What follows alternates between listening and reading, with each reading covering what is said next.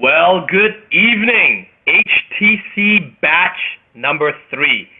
This is Desmond Soon coming into you here now as we await for the man of the hour and my right hand, the wingman, the man who actually made it all start, Kayvon, the one called Closer. Now, they both have not arrived on the scene, and what I like to do is get you ready to learn, ready to transform, and ready to absorb some of the secrets that this man, this gentleman, Dan Lok, that you've heard so much about, has shared with myself and a select few individuals out there over the past few years in secret masterminds, things that he has classified as confidential information. He's going to share that with you tonight. Now, before I get to that, I want to just take a look at the chat here. I'm looking at the chat. Where is everyone from? I can see that you can hear me. Great. Ryan Jackson, I see you there. Joe, great. Antonio, fantastic. Anthony, go ahead and type, if this is your first time on this call, type in your state or your country, your city name. Be proud of where you're calling in from. And just take a look at the chat and look at how many people are calling in from all over the world. Rainy, Oregon. Vikram, nothing too different from the Pacific Northwest up here in Vancouver as well. Yes. Singapore, yes. My fellow brothers from Singapore, right? I can switch to my Okela Singaporean accent, and then after that you guys are going to not understand what I'm saying, right? But then I'm going to switch back to my Canadian accent, and then I'm not going to sound like an Angmo or a typical Singaporean. We've got Henry Arnold, yes. South Carolina, Michigan. Ezra, don't hear sound either. Kevin, check your sound. Everyone seems to be able to hear me so far. If you need to log out, log back in. If you have any support questions, make sure you send in an email to support@highticketsales.com. Sign in on the web call, then hit mic test. Yes, that's correct. There are telephone numbers you can call in. You can also use your internet. Now, for those, if you are calling in on the phone, and I'll say this several times tonight, there are going to be times when have you interact. You're going to have to raise your hand. And the button to do that is the *2 button. I'll mention it a little bit later on. I did hear it chime there, but just before I introduce the person who just chimed in here, I want to start off with a story. And I want you guys to just imagine this right now, okay? Boom, boom, boom, boom, boom. Oi, Desmondo Soon. Timero omae. Oi, Desmondo-san. I'm going to stop the story right there. Now, for many of you, if you've never lived in Japan, you may have never watched a manga, or you may have never followed any kind of Japanese pop culture, you may have no idea about what I just did there. For those of you in the know, you would probably be aware, if maybe you've watched a Quentin Tarantino or some sort of a movie by where he talks about the Japanese Yakuza. Well, that is how some of the Japanese Yakuza sound like when they are banging on someone's door, not just to collect money, but to collect that pound of flesh from you as well. And I'll get into that a little bit more. But I want to reach out to each and every one of you. You see, Kayvon and myself, we've had the pleasure of getting to know some of you along the way, and some of you we haven't had the chance to get to know yet. Many of you are on this call, and you have a very particular situation. You got to know this gentleman named Dan Lok, who's coming on in just a few minutes, and you heard about this thing called a high income skill. Now, I want you to suspend your any skepticism or what you think you know or what you think you don't know, and just be open-minded to receive what he's going to teach you. Because this gentleman made a difference in my life. He saved my life. Single parent, 2 kids, bankrupt, 37 years old at that time. A man who lost his confidence. Unsure of who I was, where I was, my place in the world, and he gave me purpose. And he did it through this high income skill. So for the single parents out there, I salute you. For those who served in any kind of military, I salute you. For those of you who are professionals and already successful, maybe you're just here to learn that one extra edge, that one thing that's going to make the difference and make you even better than your competitors. That one extra edge. So I want you just to pause for a second and ask yourself why you are here and post that in the comments. You don't have to share it if you don't want to, but if you do, all the better. It's unlike any kind of course or training that you think you've ever purchased or ever participated in. This is something that you will interact in live with a once-in-a-lifetime chance to learn from a multimillionaire. Now, before we bring him on, I want to give a really nice, warm introduction to a gentleman that I've seen grow tremendously in the last 1 year. He has a very unique story of his own. The media calls him the one call closer. I call him Kayvon. And Kayvon has changed not only his life and the people around him, but he continues to plow ahead. He's the pioneer in this space called closing. So I heard the chime there. Is the one call closer in the house? The one call closer is in the house. Desmond, as usual, thank you so much for those kind words. I really appreciate it. I was listening a little bit, I got on, and I was listening about how you were telling them about your story, and I know we're going to dive into that. I do want to say hello to everyone. I do want to say that I know there are some of you that have been waiting since February for this live course. And I want you to know it is not going unnoticed. We see you, we hear you, and we feel you. And I promise you, as Desmond promised you, this course, this I don't even want to call it a course. I want to call it it's so much more than a course. This is an opportunity for you in the next 7 weeks. Again, Desmond addressed it, whether you're just starting out, whether you have a business, or you're even thriving and you came here for those those little nuggets. If you empty your cup in the next 7 weeks and listen to Dan, listen to Desmond, listen to the stories we have for you, listen to the skills that we're going to show you, I promise you, with your implementation, your life will change, because my life changed doing this exact same thing. Now, I did hear the chime. I never let him wait. I want to introduce you to someone who is special to all of us.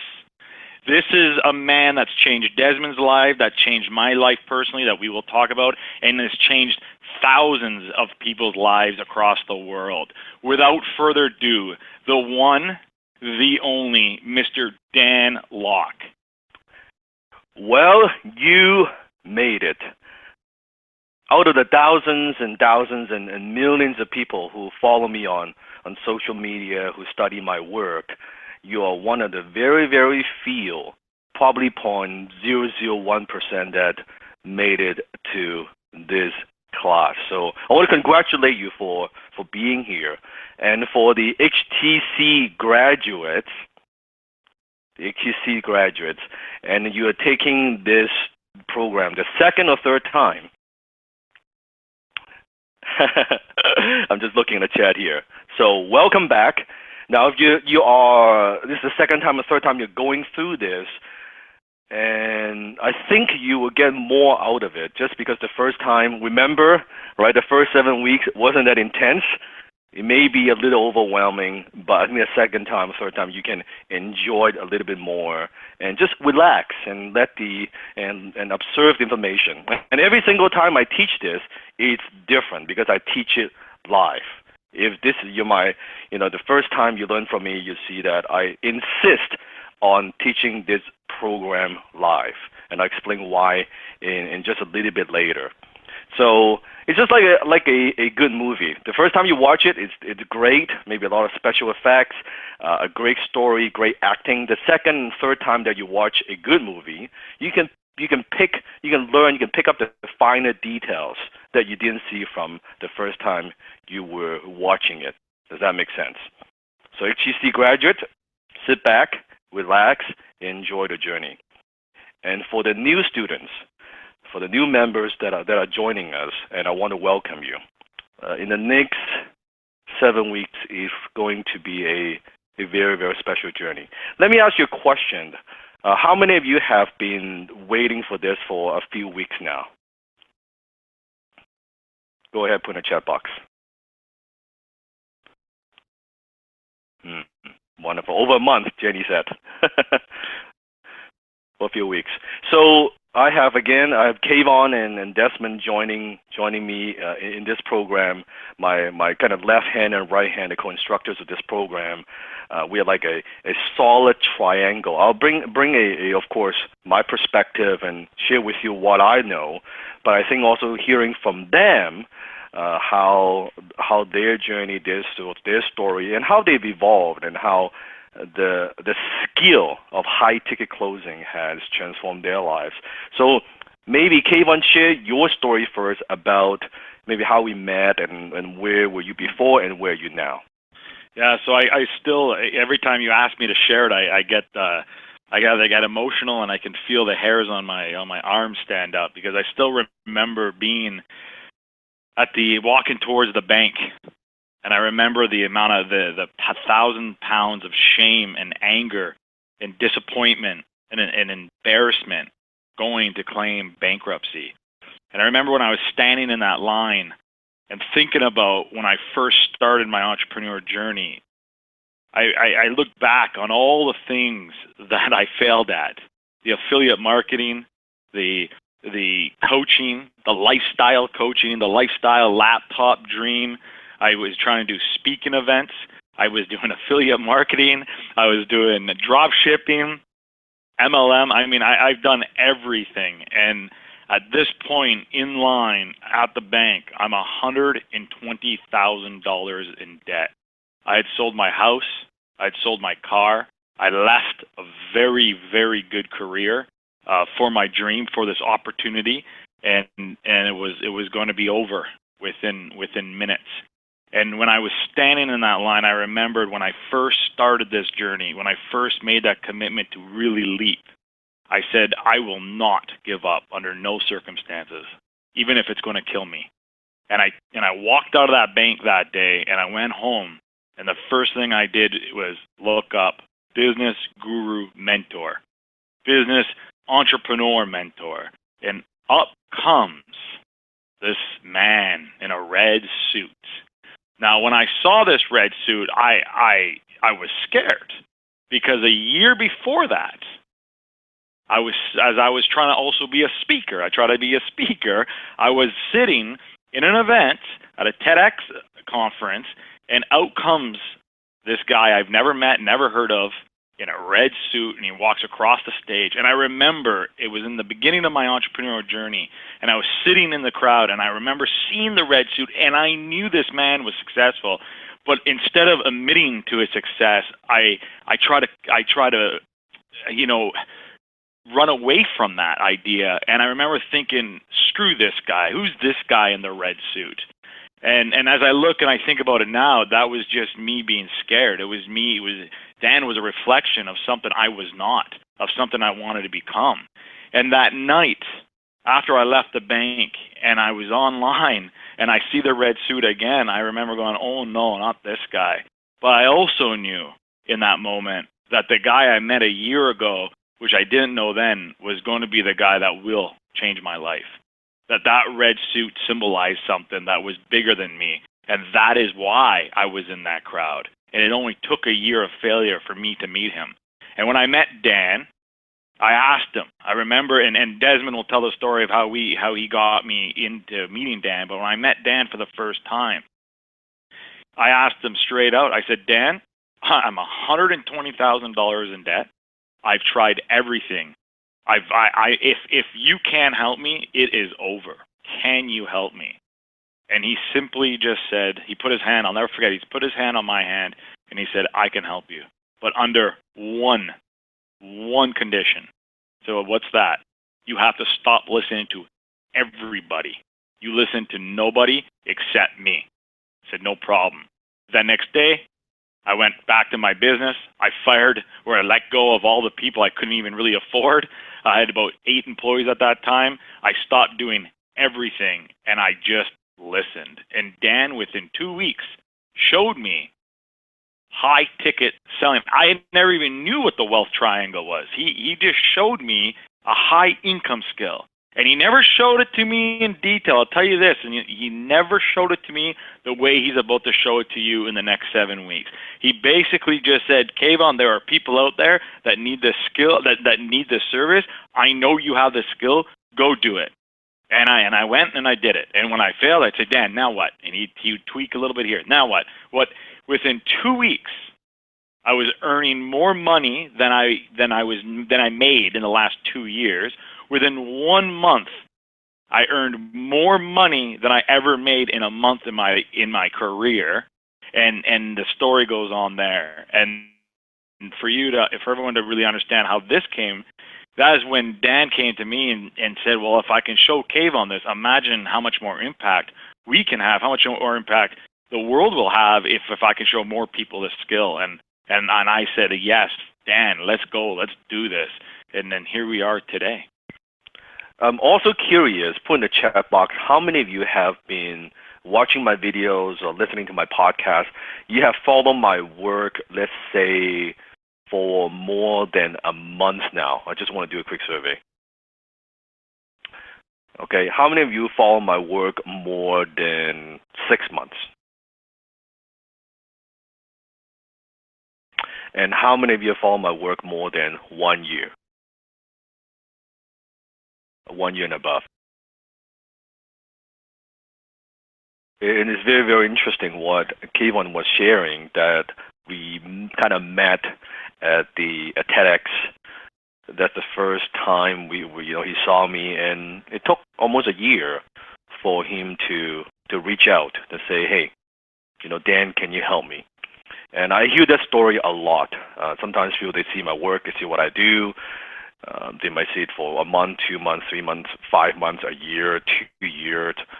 Some within a week, they kind of jump on the opportunity to learn from me. It's quite interesting. Desmond, maybe share your story about how you got started, because your story is also fascinating, but it's from a different perspective, because as a father of 2 kids, I think your story would also resonate a little bit differently with our students as well. Well, thank you very much, Sifu. I start off by calling Dan Sifu, which I know he'll explain a little bit later on. But for those who understand the martial arts culture, if you watch movies or you know about Bruce Lee, you'll know that the term Sifu means master or teacher. And I say that with the utmost respect. I'm 40 years old right now, and I've got 2 young kids. I live in a designer home. I drive a very nice luxury SUV. I get to buy designer clothing, custom-made suits. I get to eat the best food, the nicest sushis in the world, and I make a multi-million-dollar, income coming in right now, and it's a multi-6-figure income coming in this year alone because of one man, a mentor. I just wrote a chapter in a book. You might know actually the author of this book, which I co-collaborated as an author on. His name is Dr. Joe Vitale, and he talks a lot about law of attraction and attracting abundance in your life. And there was a time in my life a couple of years ago where I was very much into the New Age thinking, and even though I was raised as a Catholic, came from a Christian background, and I firmly believe in anyone who has very strong religious grounding, as long as you don't harm anyone with your religious beliefs. I respect people who have those kind of good disciplines. So I was raised as in a pretty strict family. I was born in Singapore, and I immigrated to Canada as an immigrant. separated from my home and, thrust into a culture where I was made fun of, I was bullied, but I soon adapted to the culture and I naturalized and identified myself as a Canadian. And many times people actually call me the banana. So, you might hear me say some terms from time to time. You can laugh if you want. The banana is the yellow on the outside, white on the inside. Okay, so don't get all PC on me here. Politically correct. I'm just going to speak from the heart. If you give me permission to do that. And as I grew up in Canada, I got disillusioned after some time. Not really identifying with who I was. Okay, and some of you out there might actually relate to that. You try to be someone that you're not. And what happened was, I had this pulling, this call to want to go back to Asia and identify. So, lo and behold, at the age of 23, I started chasing some tail. I went out there, of course, as young guys do. I went out to Asia, I went out to Japan and loved the whole sushi and racing cars and samurais. Forget about the Japanese cute girls, I was just out there to go see the big Apple, the big Tokyo, and to enjoy the life there. And so I did. I went out there.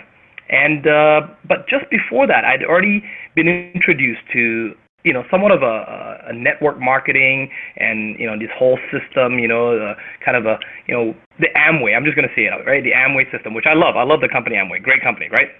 Rich DeVos, Jay Van Andel, great guys. But I learned from those guys at a very early age about having mentors. But the word mentor never really made any sense to me at that time. I just sort of understood it as, okay, it's like a boss or someone you learn from, great. And I saw these very wealthy couples that, that diamond rings and private jets and stuff like that, and I aspired to want that. But in my 20s, as I got distracted, playing around in Tokyo and with my newfound, income coming in as a young professional, I made a lot of money, but I also squandered my money. And then entered my life this gentleman named Mike Makiyama. And he was one of the first gentlemen to teach me how to dress the part, and I worked under him as a salesperson. And I made phone calls, and I picked up the phones, and we went through, telephone lists, and I had to make 100 phone calls by 10 o'clock in the morning. The typical sales things, the sales tactics. I learned everything from him, how to put the pocket square in my pocket, how to dress up with a necktie. I did all the typical sales things, and Mike Makiyama taught me how to set the stage, as he would call it, for sales. And I thought I was a good salesperson. Mike Makiyama was a great guy, and he taught me some of the introductions into Japan. I'd accumulated some wealth, and I branched away from his company, and I met with some partners, and we set up our own sort of business. It was a crazy business. I learned, I had the gift of the gab, and I talked to some investors about investing in our company. I raised $500,000.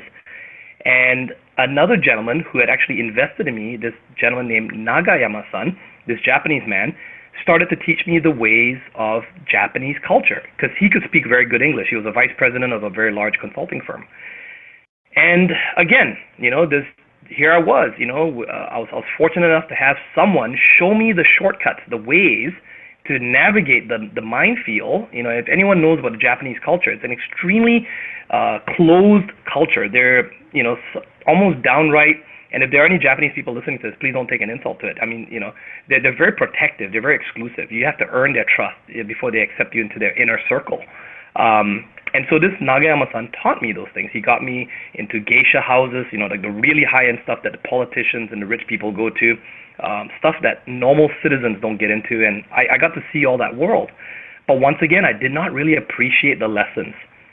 And then I branched away from him, and I married my wife, and we set up some businesses. We owned a couple of restaurants, raised another $500,000, lost another $500,000, doing all those things, and I got into the music business. And for those of you who are on the call 5 minutes before we started at 6, right? I usually come on as MC.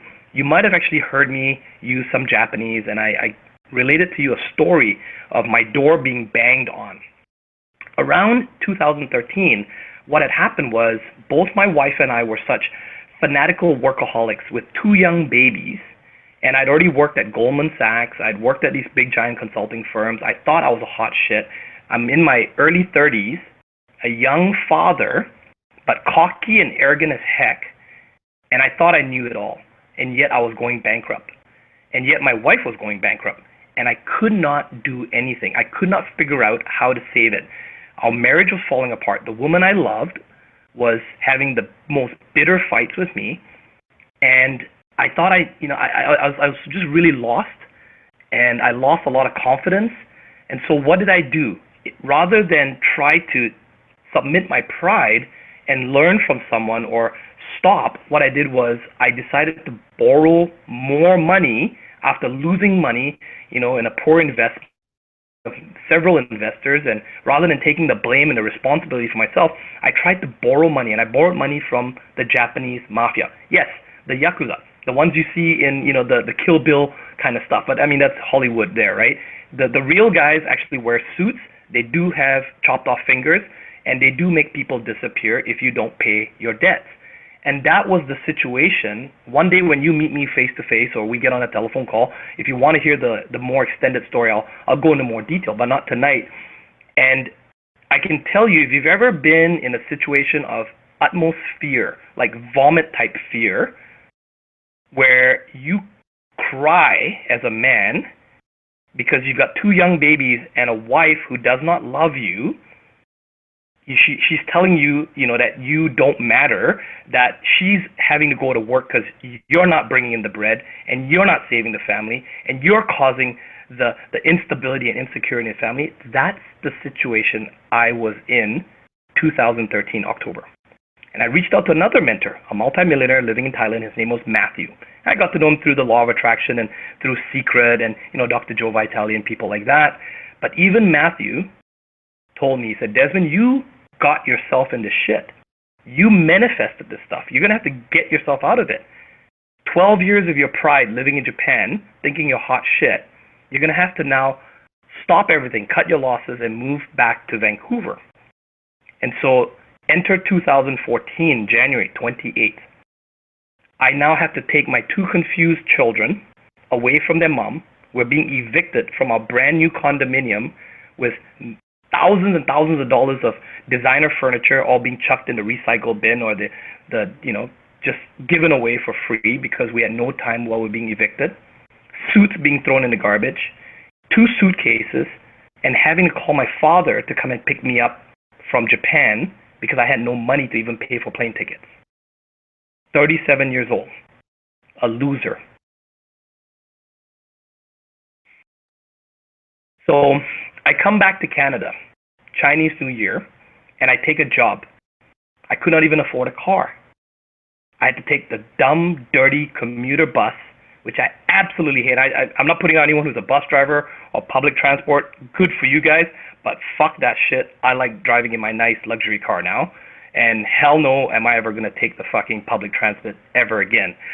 I did that with stinky people and construction workers and all that kind of shit, and people swearing every day and grumpy people. I'll never do it again. But I did it. I submitted my pride, and I started to pay off my debts one by one. At the end of that year, that company, which I worked so hard for, Sony, decided to lay us off. So here I am again, single father, getting ridiculed by my own parents, my wife estranged, not communicating with my kids. My kids didn't see their mom. And I'm trying to pay off $100,000 in debt. The money I borrowed from the Yakuza, fortunately, a family friend had lent me that money to pay off that debt. But now I owed that family. So I had to work it off. If I was to do it at a job, it would take me 20 years to pay off that debt. So I had to do something different.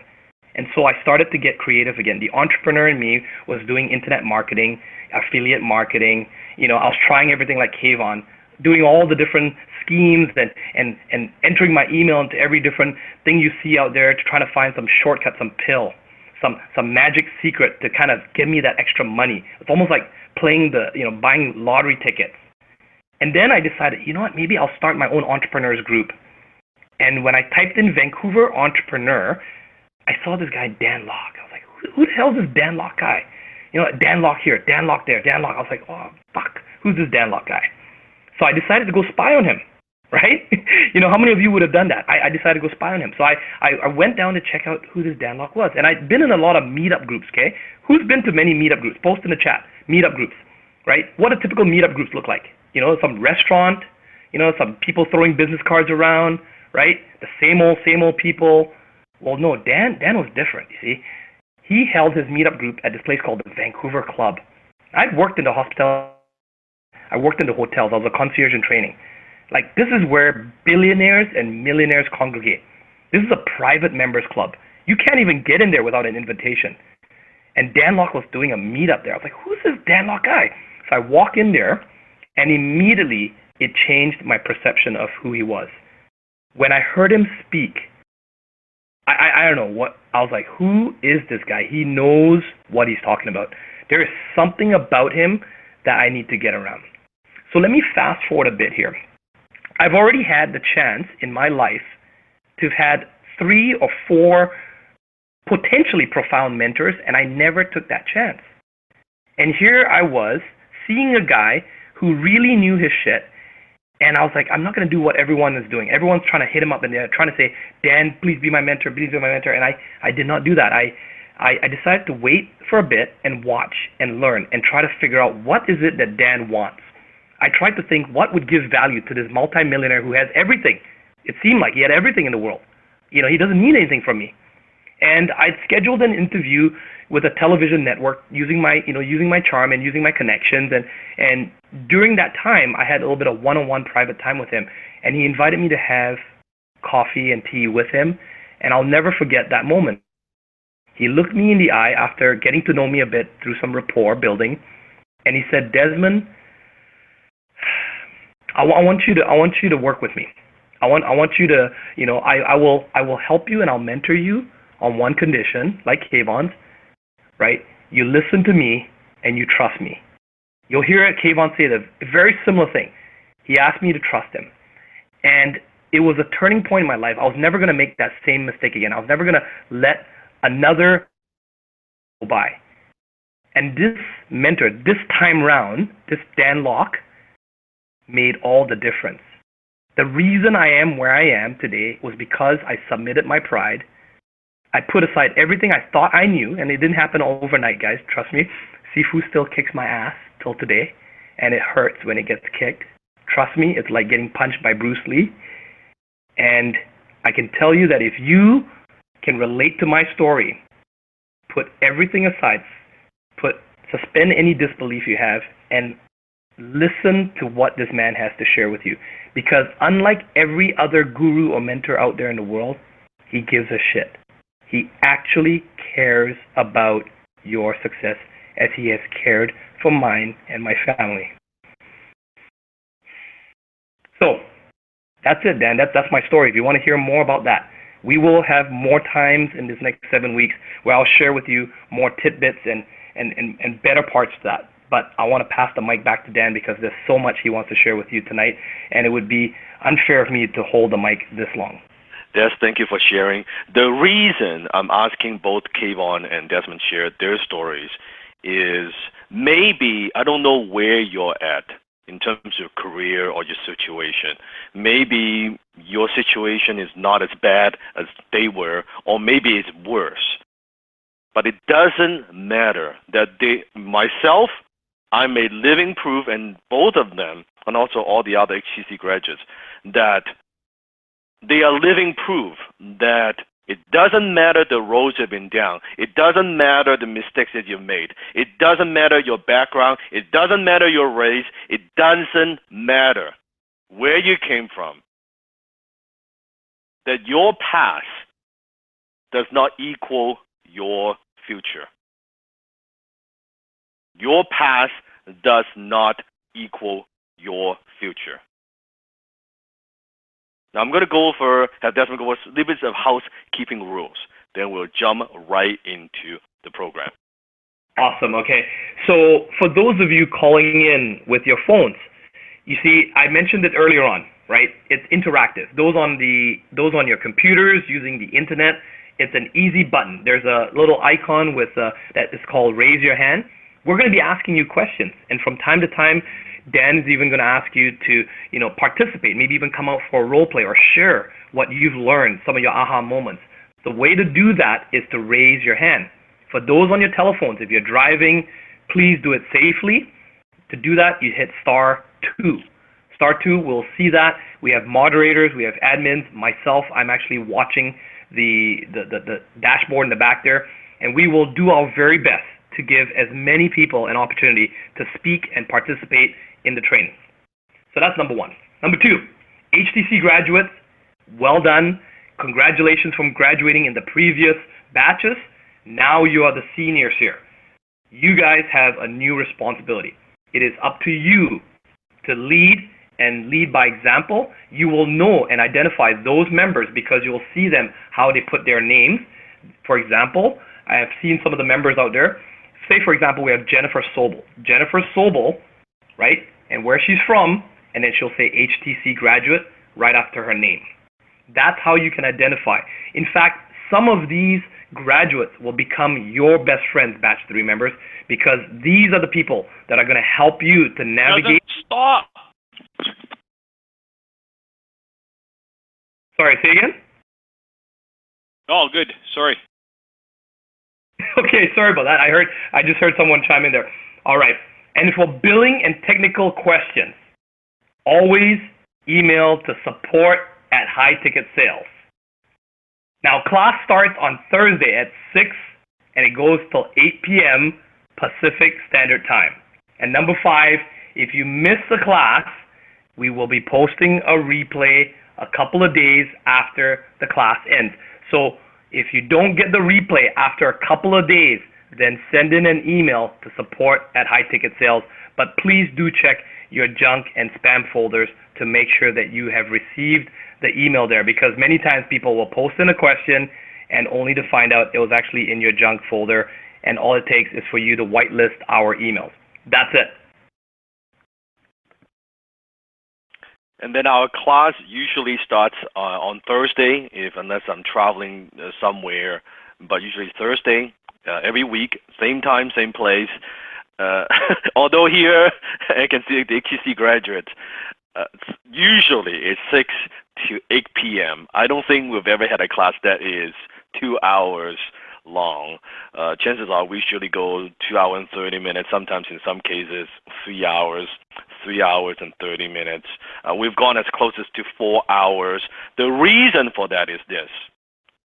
The reason for that is when I teach this program live, that I'm not looking at the time. I'm not looking, I'll just teach for an hour and a half, 2 hours, and I'll get off the phone and things like that. I won't get off the fucking phone until I've answered every single one of your questions. I won't get off the phone unless I believe I've delivered what you needed to know. Okay? So, and if you miss a class, you will get a replay, as Desmond said, in a couple of days after each class ends. So what makes HTC totally different from every single damn program you've taken in the past? Now, for the new members who are joining us, how many of you have been kind of poking around in the Facebook group a little bit and reading some of the posts and seeing the other members and how they interact? Put that in chat box. How many have been doing that? What do you notice from the Facebook group? How is it different from maybe other Facebook groups that you belong to that you've seen?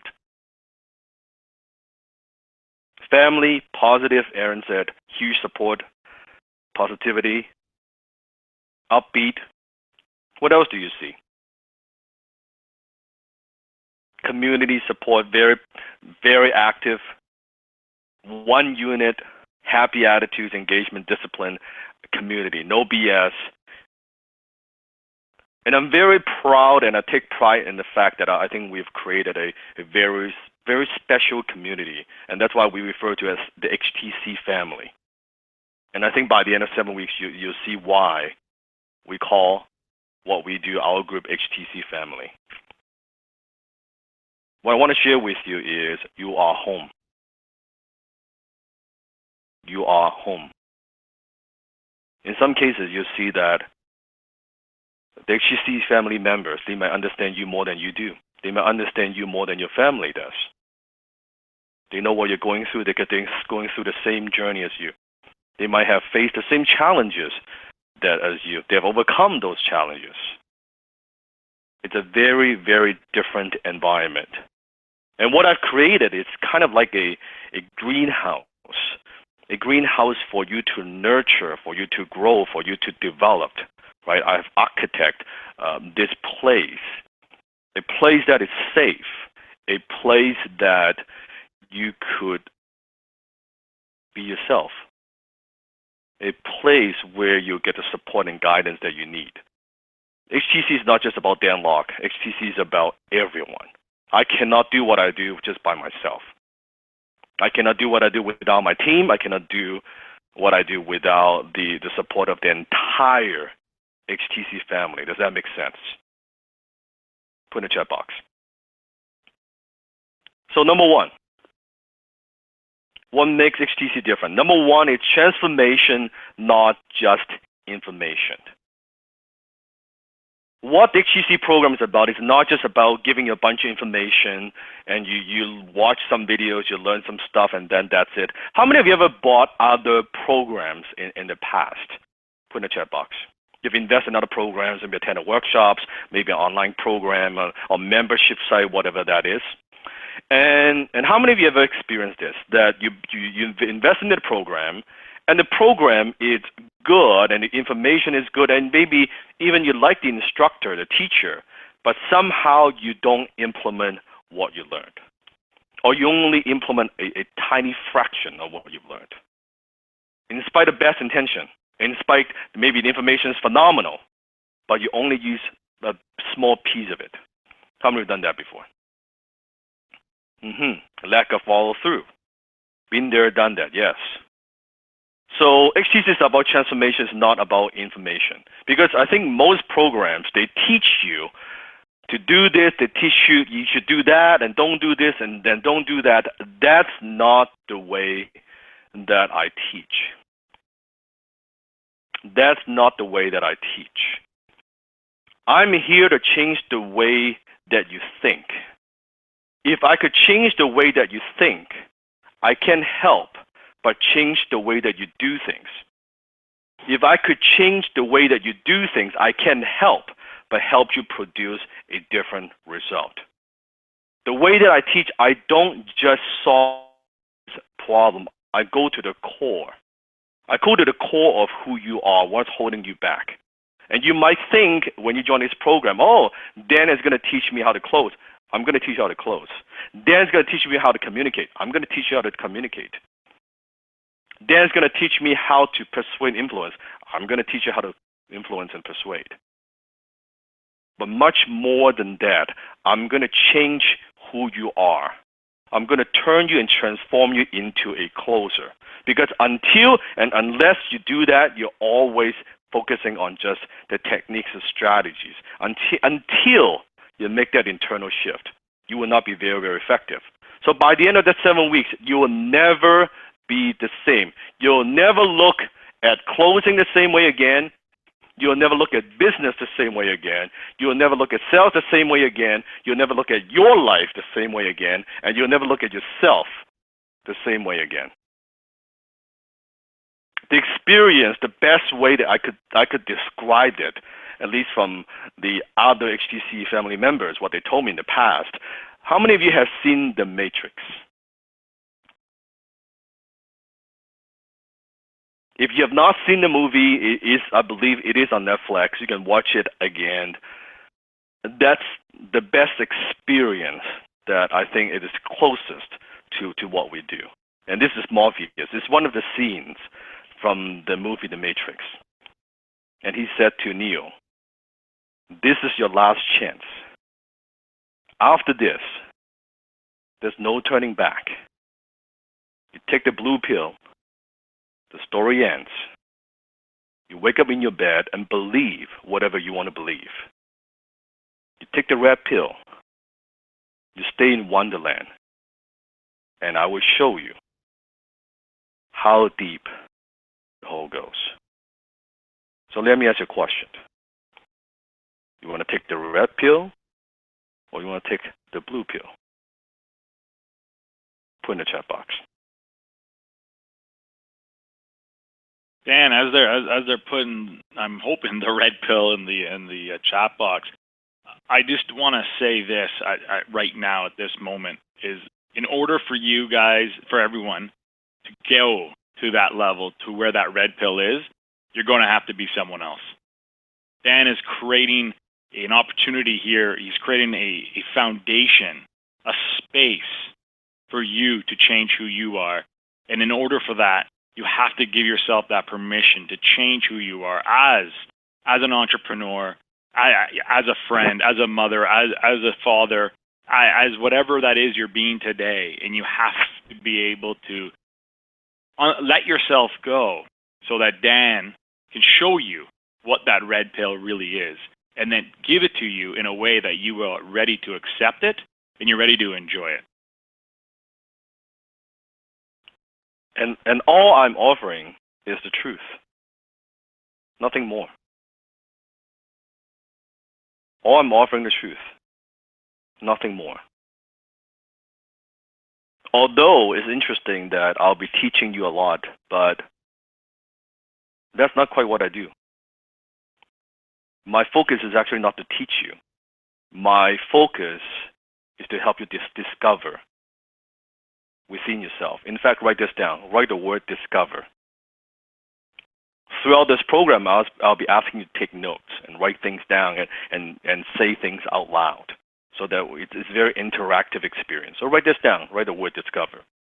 It's to discover that within yourself. What does the word discover mean? It means uncover something that was already there. For some of you, I'm not here to teach you or new things. For some of you, I'm here to help you to unlearn some of the shit that you've learned from the past. To unlearn a lot of the mistakes. To unlearn things that are wrong. Discover. And every single person who learned from me, they all go through what I call the kind of the 3 stages.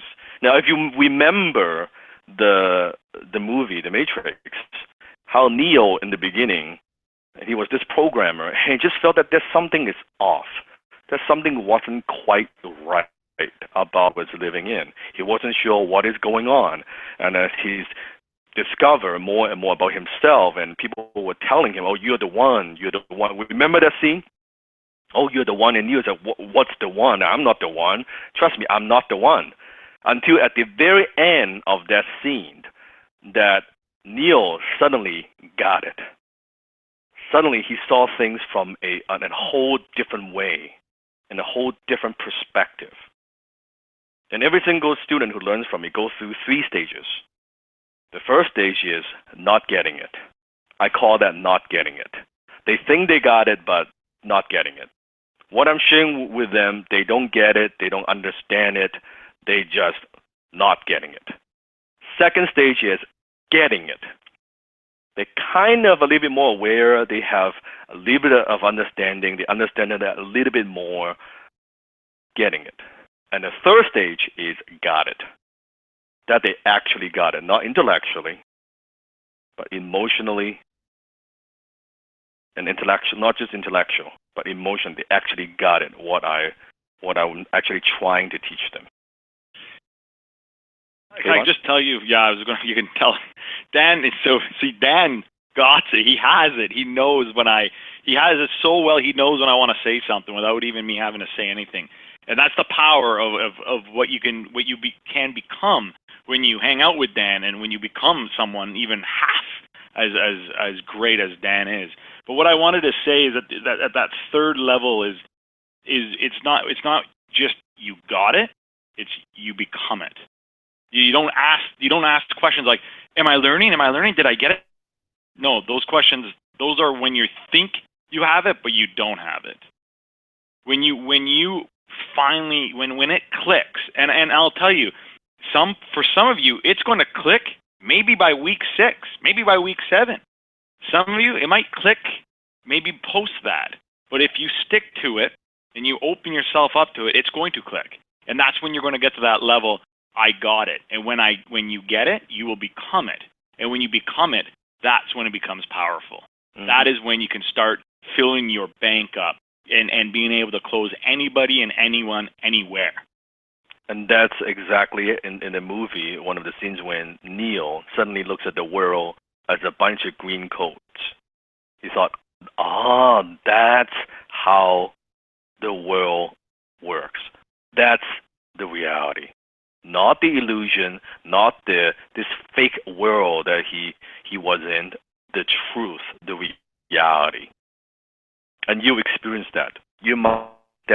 1. You might experience that week 5. You might experience that week 7. I don't know. When you see the green code, it's up to you. It's not up to me. It's up to you. But when you do, you will never look at things the same way again. You'll never look at communication the same way again. You'll never look at people the same way again. Number 2, what makes this program different?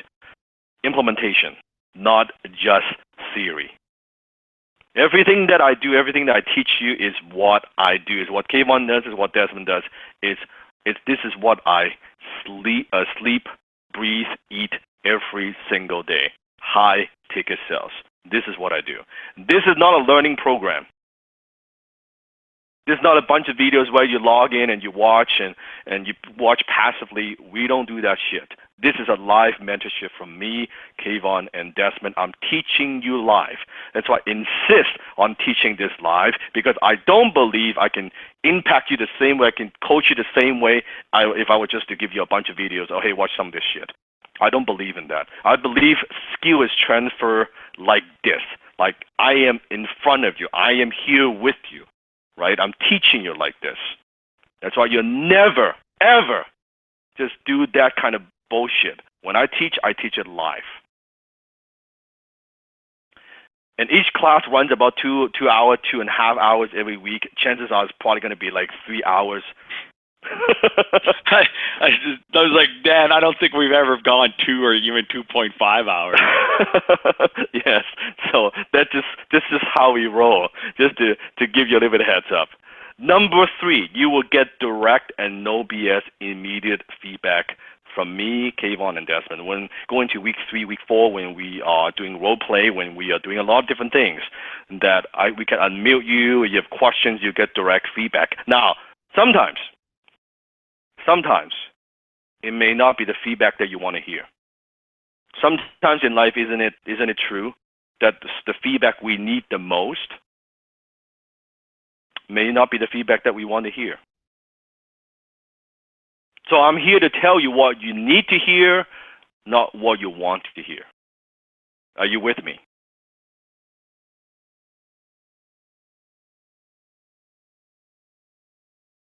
And if you've never been through one of my training programs before, it might get a little dicey for you. If you're offended by grown-up talk, frank language, and the occasional, frequent use of profanity, we might have a problem. So the way that I teach, I don't have a script. I have kind of an outline. I shoot from the hip. I just share with you whatever comes from my heart. I don't have a script. I don't have like agenda. I have kind of like an outline that I follow through. Whatever comes to mind, I just teach. I just share. And also depends on the questions. Sometimes that you ask. Sometimes that you put in a chat box. So sometimes I'll go off the plan or go off the PowerPoint. I don't care about the PowerPoint. I care about you and you getting it. You got this? A true martial artist is the integration of the warrior and sage. He or she, he is a man or she's a woman of peace, and he has the ability to destroy. I truly believe that, you notice I use a lot of martial art metaphor because I'm a martial artist, and also because as who I am today, a lot of my business philosophies, they are the influence by Bruce Lee and they're influenced by martial art. That I believe a true warrior, someone that can hold a baby on your left hand, a crying baby on the left hand, and the right hand you can be squeezing an enemy's throat and rip his throat out. That your combination, your integration between a warrior and a sage. And you see why in the upcoming weeks, why this mentality is very, very critical. Because some of you are trying to be too much of a sage. That you're trying to save the world before you save yourself. That in your whole life, you're trying to help somebody else. And you're trying to help somebody else. And you're trying to help somebody else. And yet the most important person in the world that you need to help, which is yourself, and you don't help yourself. On the other hand, you have people who are too much of a warrior, too ruthless, to do whatever it takes, too type A personality. That it's all about you, and you don't give a fuck about anybody else. And you just kill, you just hunt, you just conquer. That's not very effective either. I'm going to teach you how to be a combination, integration of both. So you could be a warrior when you need to, but you also could learn how to be a sage when you need to as well. Are you getting this?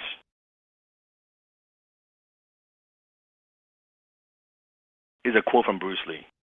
A teacher is never a giver of truth. He is a guide, a pointer to the truth that each student must find for himself or herself. That's why I'm not here to teach you. You might think I do, but really what I do is I help you discover within yourself. And I'm in a very, very unique position. What allows me to do that I could care about your success and be absolutely committed to your success without caring what you think. Because I don't need your fucking money. I don't need your money. Because of that, I could teach you, I can say what I want to say without caring that if you like me or you don't like me or how you think or all this BS that would prevent me from doing my job as a mentor. Whatever investment that you make, and for some of you it's a lot of money, it's a few $1,000s, $2,000, $3,000. It doesn't change my life one fucking iota. Not one bit. So then, without that, I can focus just being here 100% with you. Brian said, I have no conflict of interest. That's right, I have no conflict of interest. So I could just tell you the fucking truth. I don't care if you like it. I'll just tell you, I can call you out on your bullshit. And I might be the one of the very few people in the world that could do that. And I would do that throughout 7 weeks. I'll do that after 7 weeks. You'll always get that from me. You might not like my feedback, but you can always expect just direct, no bullshit, blunt feedback. And unlike most gurus, this is not what I do for a living. I make my living doing what I teach. Just this morning, when Desmond was coming over to help me with my Bentley, I was closing a deal on the phone, right, Des? Yep. Right? You eavesdrop a little bit. That's right. I walked into your office and you were closing on the phone, and then it was a big deal too. It was a freaking big deal. This is what I do. I make my living building companies and investing. I make my fortune doing high-ticket sales every fucking day. Not teaching high-ticket sales, doing high-ticket sales. So, in the next 7 weeks, here's what I want you to do. I want you to promise me. I want you to suspend your disbelief because some of you are so fucking skeptical. I know you, and I don't blame you. Maybe you tried other things in the past and they have failed you. Maybe you've been burned in the past. Maybe you've been scammed in the past. I do not know. But what I want you to promise me is you will step outside of who you are and you step outside of your comfort zone. Because who you are today, so far, got you the results that you have so far. And is it the result that you want? Is that what you want?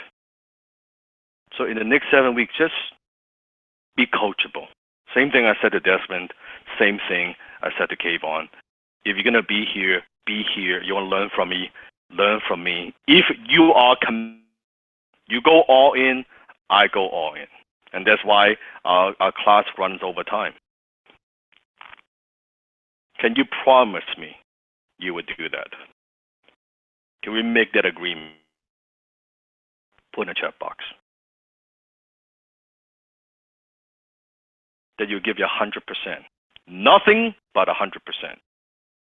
Not 50%, not tippy-toe, not half-ass. The more that you put into it, the more that you will get out of this program. The more you put into it, the more you get out of it. You'll get out exactly what you put into it. So here's what to expect in the next 7 weeks.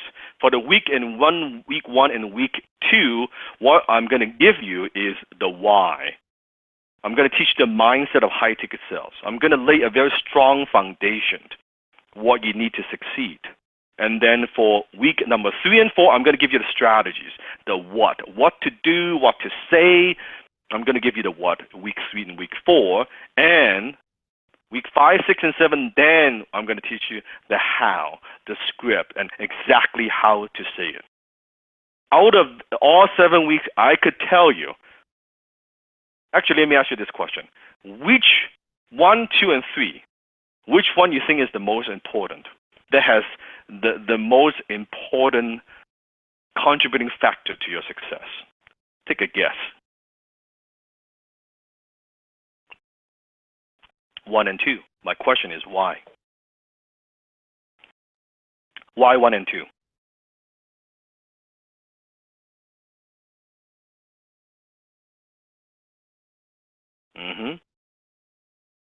Mindset is everything, yes. It's the foundation of everything. Well said. It is is the root. Mindset, you got it. It is the most important. And you see a lot of the script or what to say or the line or how to handle objections or the business aspect, all that stuff is easy if you get the mindset right. But if you don't get the mindset right, I can give you all the mechanics in the world, it won't work. In fact, if you don't have the mindset, I can give you the perfect mechanics, the perfect thing to say, the perfect script. Guess what? You're going to fuck it up. You'll find a way to fuck it up. But if the mindset correct, everything else works. Everything else works. The hardest prison to escape in the world is in your mind. This is so powerful because I just think about it. Even if we just looked at the next 7 weeks, your mind is either going to make you in the next 7 weeks, or it's going to break you. And you have the decision, but the mind is even more powerful. And you have to work that much harder, that much stronger. You have to be that much more committed for the next 7 weeks. So the mind, the negative, the scarcity doesn't take over. Because I'll tell you this, that scarcity mindset, that I can't do it mindset is way stronger, believe it or not, way stronger than the I can do it. I'm worthy. I am able. So you're going to have to go into overdrive. Because the one thing that Dan said, and one thing you'll always hear from me, is everything that you get in your life, whether it's relationships, money, personal, spiritual, physical, is a direct reflection of what's going on the inside. So chances are today, if you don't like what's happening on the outside in your life, it's because you don't like what's actually going on the inside of who you are as a person. And that is what we're going to be doing throughout the 7 weeks. We are going to change you. We are going to make you. We're probably going to have to break you at some point, and then we're going to build you up. And you're going to have everything you need to be successful. But it starts right here. To add to that, Kayvon, for those that are still disbelieving this, you're not the first batch. There are 2 other batches that have gone before you. All you need to do is ask them, and of course they've been trained not to give you all the secrets because it would spoil your experience and the transformation that you need to come to grips with to step into your power. But I can tell you this, if they can do it, same mentor, same lessons, same transformations, and they can get results, I want to ask you, why can't you? So again, it goes back to what I said before, suspend any disbelief. And that's why the hardest prison to escape is in your mind. that you lock yourself up. For some people, you've been locked up in your mind for a long time. And the funny thing is, no one locked you up. You locked yourself up. I'm talking to you. For years. Although you are yelling, you are screaming, and you say, let me out. I don't want to be here. I am stuck. I hate being here. But guess what? You are the one who locked the door and throw away the key.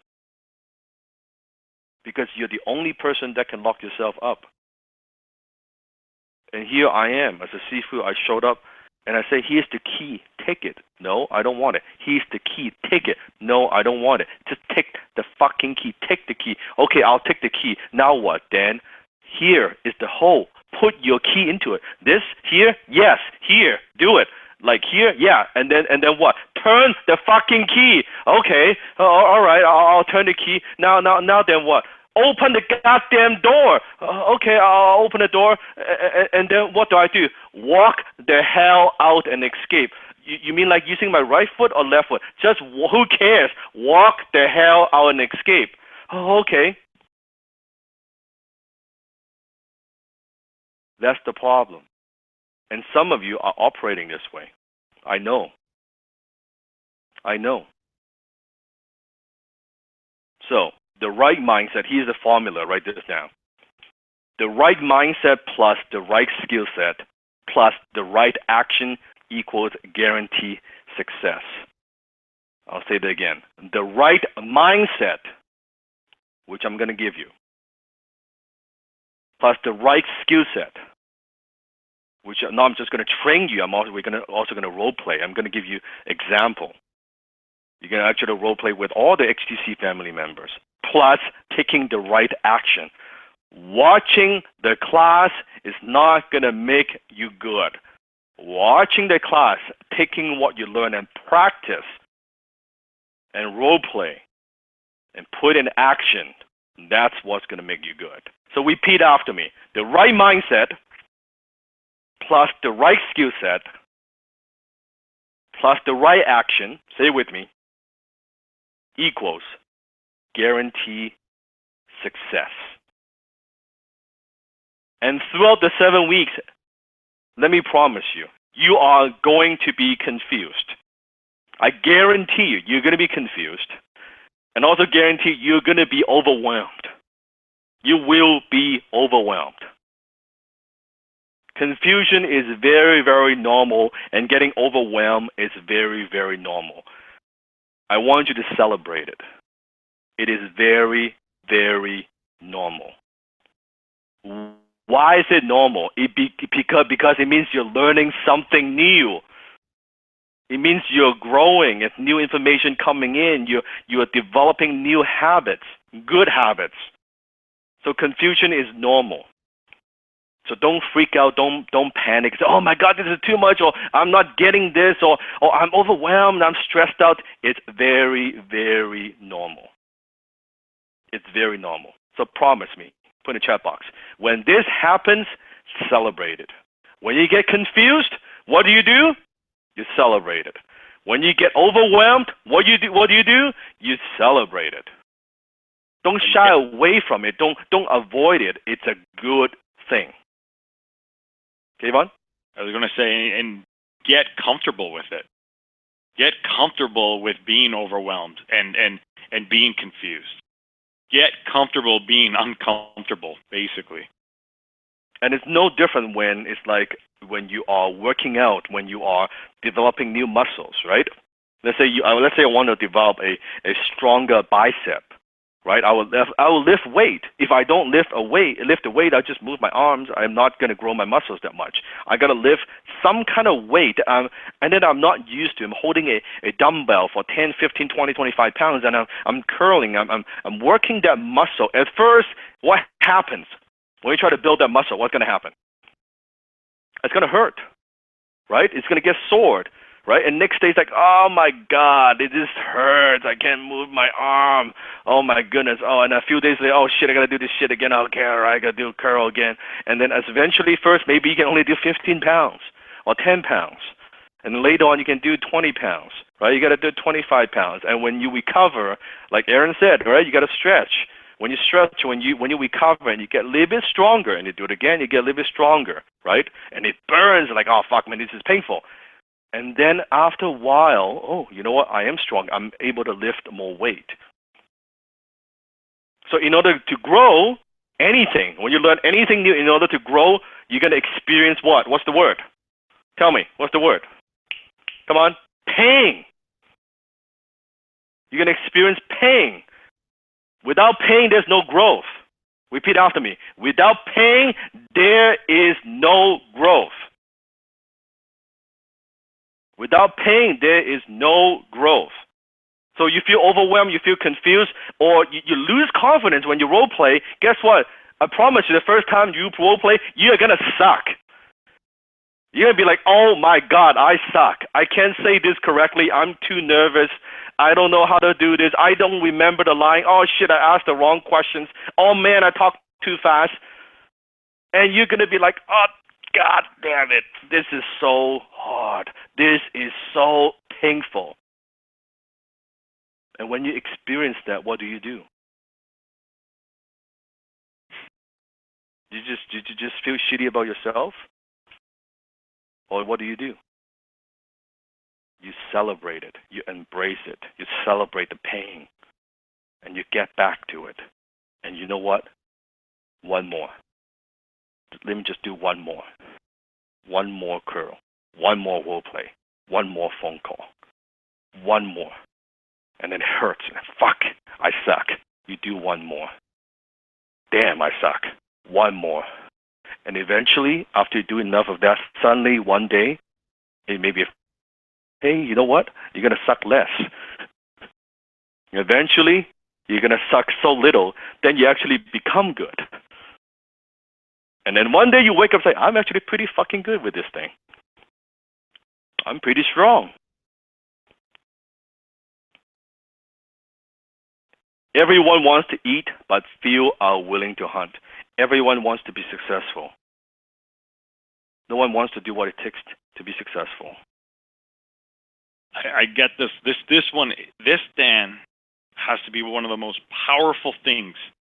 If being a closer, being successful in life, anything, it's this right here. Because a lot of people, they say they're willing to do it.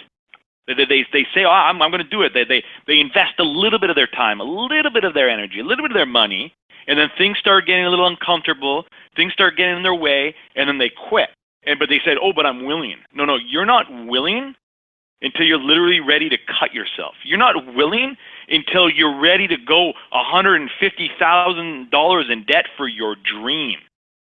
That's what the willing to hunt. I mean, you're willing to do whatever it takes. And the reason why I have so much conviction behind this is because I was one of them. I was that person who said, I'm so willing. I'm ready to do whatever. But I wasn't willing to actually change. I was too scared to let myself go. I was too scared of what other people actually really thought of me that I was paralyzed. I was reading the books. I was doing everything they were telling me. I wasn't. I was going through the motions, but I wasn't actually doing what it took. And the reason I say this is because you're going to be on the phone, and you're going to be speaking to people just like this, who are saying that they're willing to do whatever it takes, that they want to work with Dan Lok. But when it comes to them investing, they run away.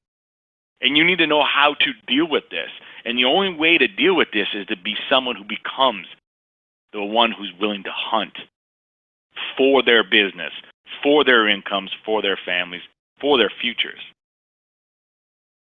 And let me ask you this question. How many of you have tried maybe other businesses in the past or other vehicles or ways of making money in the past, and it didn't work for you? Okay, give me some examples. Put a chat box. What have you tried? Affiliate, MLM, drop ship, stock, Amazon, coaching, life coaching, restaurant, network marketing, online business, investing in real estate, selling t-shirts, affiliate, stock option. Yeah, I think I saw some crypto, online retail, mobile, lawn snow service. So you try different things, you fail in different things. Let me share something with you, something that nobody else would tell you. Okay? Every single wealth, so-called these schemes, why didn't they work? And from now on, you can make your decisions very intelligently on how to look at any opportunities. Okay? Just this alone will save you all the mistakes you'll make from the future, all the headaches in the future. Every single one of these so-called opportunities,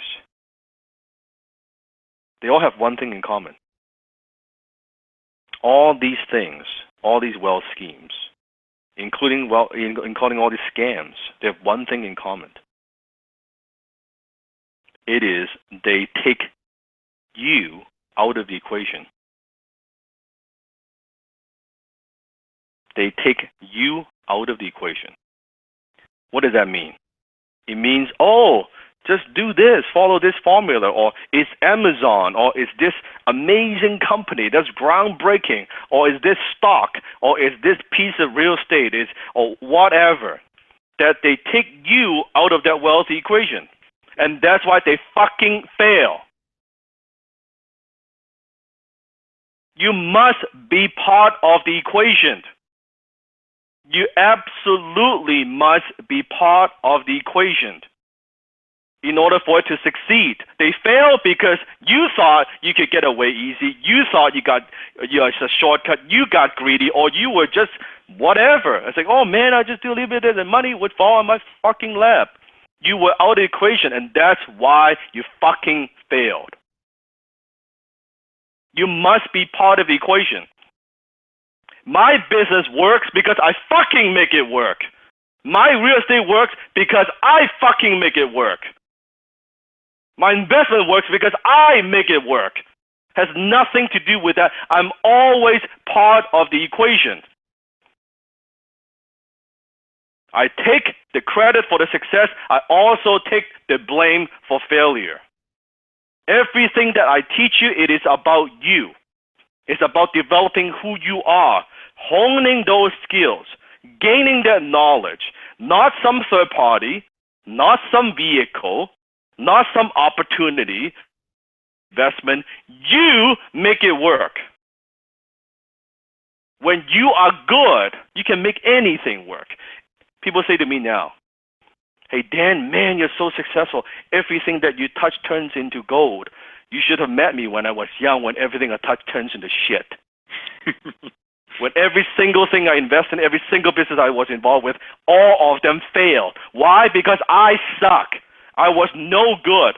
I didn't know how things work. I had no skill sets. I had a lousy, negative mindset. Of course, none of that worked. And now everything works because I make it work.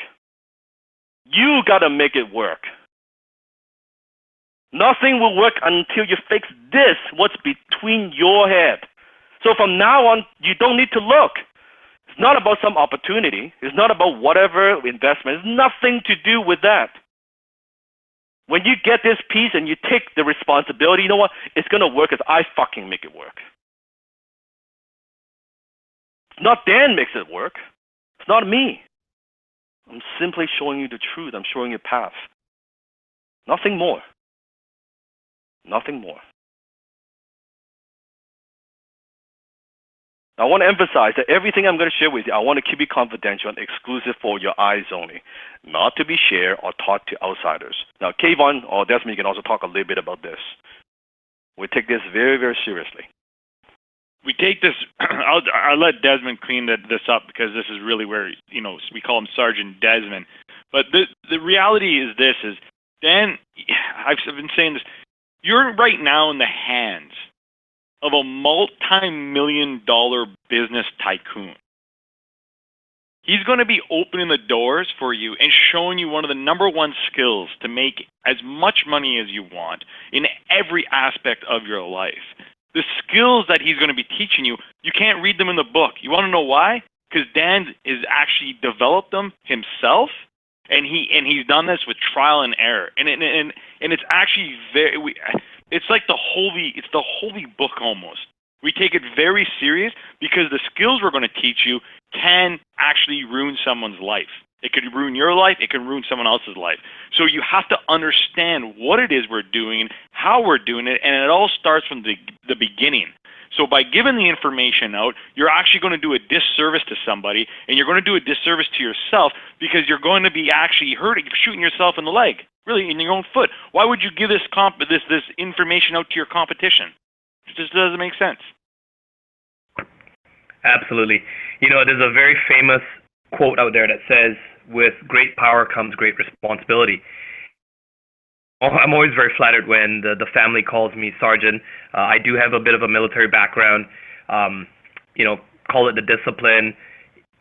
Maybe being Papa Desmond. I've been called Uncle Desmond, Grandpa Desmond. Whatever the case is, really what it comes down to is we're trying to protect you. You'll soon come to realize, especially the Batch 3 members, this is unlike anything you've been out there where, again, this is not a course. You are part of a fraternity, a brotherhood, a sisterhood, a family, in which the information that's being shared here, Sifu has developed over the years, and he's doing it because he wants you to succeed. Now, let me share one last thing here, and that is, why would you want to go and give this information out to people who have not earned it, who do not deserve it? And trust me, we do have teams, very, very covert teams that are out there watching to see, and I'm not trying to scare you with any fear. We just know how to deal with it. We have covert clandestine teams that actually look into seeing who's taking our material and sharing it, and that is the fastest way to end your relationship with Sifu. If we catch you, God forbid, we certainly are going to give you the benefit of doubt that you do not make a foolish mistake and shoot yourself in the foot by thinking with probably unclear intentions about wanting to share this material. If you're not sure, always send in a question to support@highticketsales.com. And I don't want to be that distant guy. In the previous batch, we got really busy. Kayvon, I'll be very honest and transparent. Some of the batch 2 members, you can hear this now. I want to take the time to say to you, I don't want to be that distant guy. As much as I got inundated with messages, if you are ever unsure, okay, I'm here for you. You can ask a question. I will do my utmost best to hear out what you want to do, whether it be sharing some information with someone because you want to help them and you got great. I will be there to guide you and help you, and I'll consult with Sifu or Kayvon. I'll say, hey, such and such wants to do this. Hey, if it works and if it benefits the entire family, great, we are supporting you. But if we find out that you're sharing this to outside people who are not part of our community, you will be booted. Sifu may not even give you back your fucking money. Who cares? But we will come and hunt you down. Let me just say that. And sometimes I think people say, I think it's David's commenting as well, which is a good coaching for lesson from everybody, that I think it was the batch 1 when I was teaching the mindset, and someone, I think one of the members like, oh, I'm waiting for the new stuff. I've heard of this before. I've seen this before. I know this already. Let me tell you 3 most dangerous words in the English language. Are 3 words. I know that. I know that. How do you know when you know something? How do you know when you know something? When you fucking live it. You don't live it, you don't know it. You might have heard of it, you might have seen it, you might remember it, but you don't know it. And that's exactly the problem. The people who say, I know that, usually don't know shit. When I was attending an event, and all my team can attest to this, I'm the one that's very dedicated, taking notes and learning. And I already know an awful lot. And most of the time, I'm probably one of the most, if not the most successful guy in the room. I never say I know that. Sifu, we spent the month of March traveling, and you of all people attended 3 major masterminds and conferences, and at every single one of them, because of the role that I do, filming and being behind the scenes, I can tell you that it blows my mind how you're the first person in the room, you're sitting down and you're taking notes throughout the entire time. While people are distracted going out of these conferences, you're the one sitting there throughout all the sessions. It's amazing how you do that. So the 3 most dangerous words. I know that. And it's not your fault, because that's probably programming you've been running for a long time. When you say, the minute you say that to yourself internally, I know that, what happens? It shuts down your brain. You stop paying attention. You're not receiving anymore. You're not being coachable. Then you just wasted your time. You just wasted your money. Then why are you here in the first place? Think about it. Hopefully not to learn what you already know. Believe me, there's a lot of stuff that I know you do not know. Guys, Kayvon's been with me how long? Desmond, you've been with me for how long? And we don't know nothing. The more I'm with Sifu, the more I'm with Dan, the more I see the way he operates, the way he conducts business, the more I realize I don't know anything. I don't know what I don't know.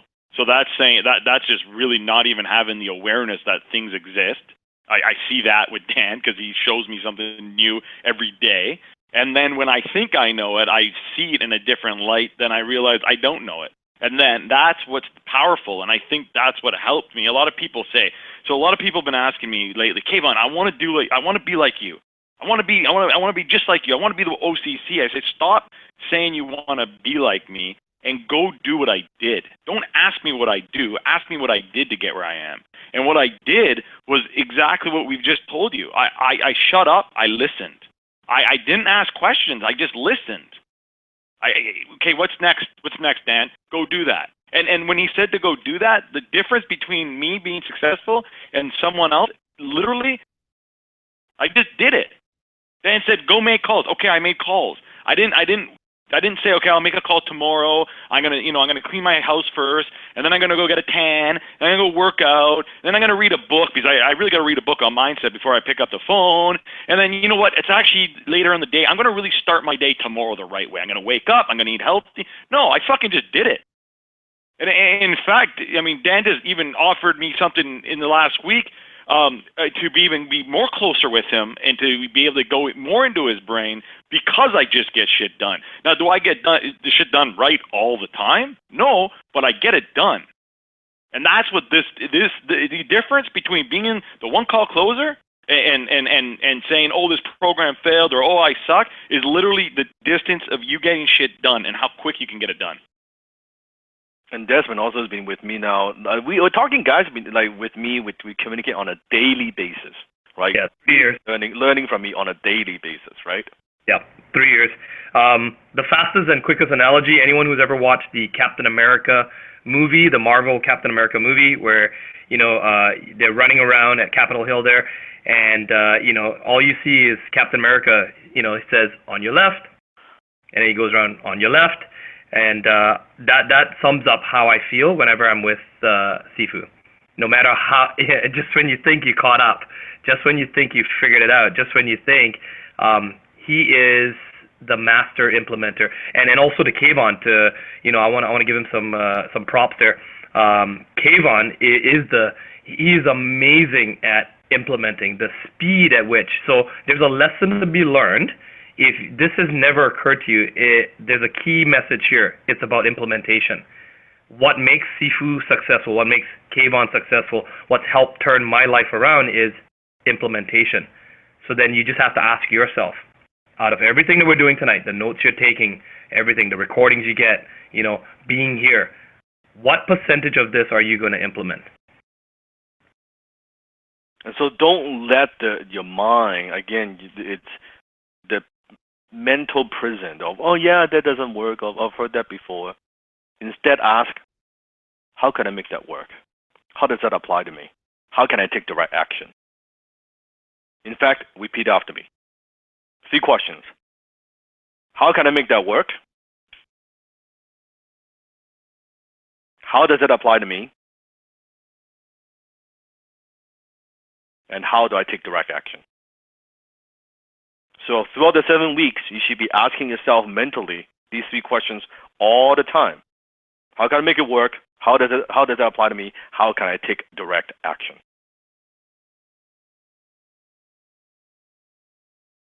So let me hear from you. I want to get to know you a little bit. So let's unmute some people and have them put up their hand. So share with me, why are you here, and what do you want to get out of HTC in the next 7 weeks? Let me hear a little bit about your story and your goal. Now, before you come on, please make sure that your mic is working, that you do not have any overwhelming background noises. Go to a place that's fairly quiet. Make sure that your mic is working so that when we do call your name out and we do unmute you, you're able to speak. And please do your very best to speak succinctly, because we do have quite a few members on here, and we'd like to give everyone a fair chance to share their story. All right, so the first person we've got is Aaron D'Souza in Vancouver, our own hometown. So Aaron, I'm going to unmute you here in just a second. Aaron, you are unmuted. Go ahead. Aaron, can you hear us? All right, so Aaron, we can't hear Aaron, so we're going to move on. The next person is from Markham, Ontario, is Alec Chan. Alec Chan, I'm going to unmute you right now. Go ahead. Hey, hi everyone, can you hear me? Yes, Alec. Hi, I'm Alec. I'm from Markham in Ontario. And just a quick about me, why I'm here. So I'm here because last 10 years, last 15 years, I've been trying to really find myself. I've kind of come from a very unique background, kind of relate a lot to like Desmond's story, Kayvon's story. When I was 16, I worked at my dad's. We had a family business. It was a tool and die shop. So I ran it with my dad for 10 years. When I graduated from university, the whole thing went down. I lost everything. I also got bankrupt because I took out a lot of loans and stuff for it to fund it as well. And also, I've seen, my dad been through a lot too. He's like a very prideful guy. And because of that, he completely lost everything. Like even himself, I think he went, like his mind totally lost it. And for me, I kind of, just got out of school, didn't know, what to expect, because that's how I was raised, that this was supposed to be what I was supposed to be doing for my life. And then when that went down, I didn't know what to do. So all I did was I sold everything. I went out of Canada because, I had nothing, and I went to Singapore just to look for work. And when I started working in Singapore, I was there since 2006 till now. I was working. I thought that was the life I want. It was stable, something predictable. And I thought that's what I wanted. But the thing that really changed was after a while, I started meeting these guys at work, and I see like these guys have been working there for like 20 years, 30 years, and I see those eyes of regret. And it kind of really scared the shit out of me, right? It just really woke me up. And then I started really thinking, if working in my dad's family or business didn't work, working for a job isn't what I want, then what is it what I wanted? And that's where I really started to do a lot of development, to really get out of this shit out of my mind. What's really holding me back? What's really what I want? Not what my dad wants. Not what anyone else tells me that they want me to do. And it's been a journey, like from the whole time in Singapore, just to start changing my mindset. So instead of, I might not have been there yet, in the work, but I started to changing that. Every time in the work, they're paying me whatever to learn. So I just started learning as much as everything I can out of the work. I worked at HP and I just developed everything. And to the point where I got to the point where just last year I sold everything. I have 2 young kids. I sold everything in Singapore, and I quit my job and I cashed out everything. And now I'm back in Canada. And this is where now I want to take to the next level. This is why I want that interests me in this HTC is because I realized there's something in me like throughout the 10 years that what I was good at is talking to people, but I didn't really know, what was it, the skill that I was missing. And it just so happens when I came back to Canada, I started seeing all these like videos and stuff from Dan Lok. I never saw this in Singapore, but I started seeing it here.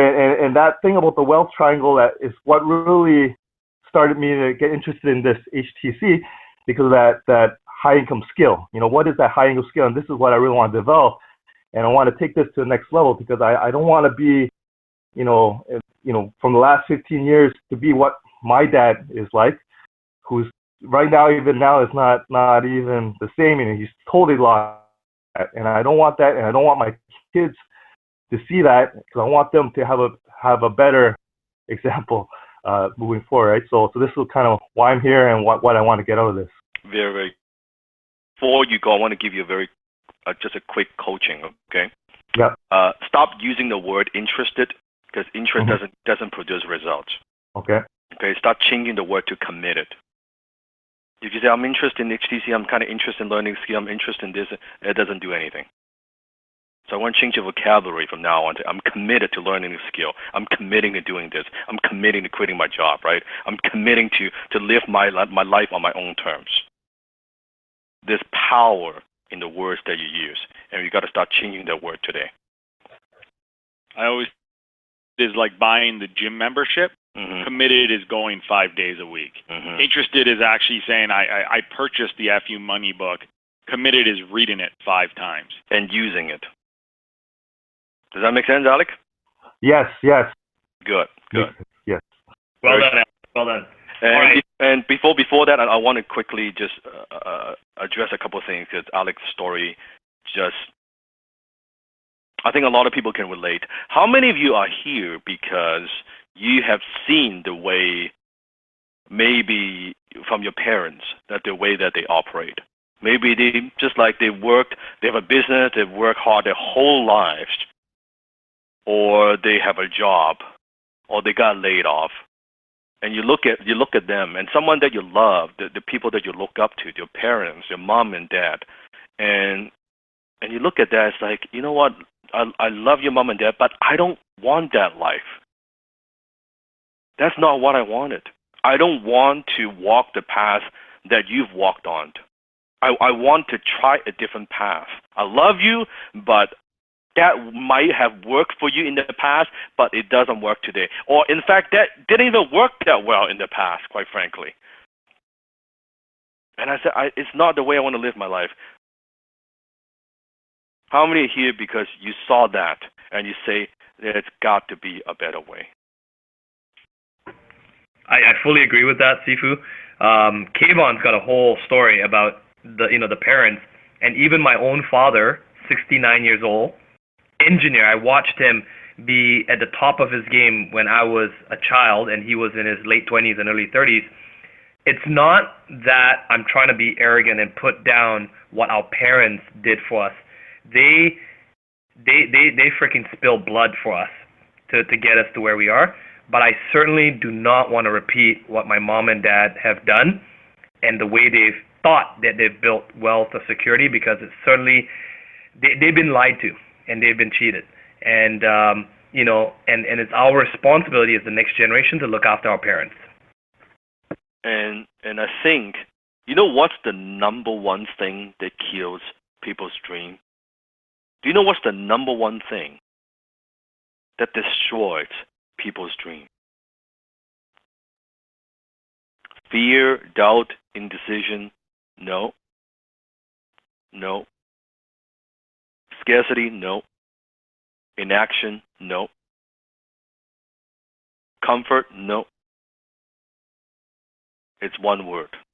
Pride. Pride.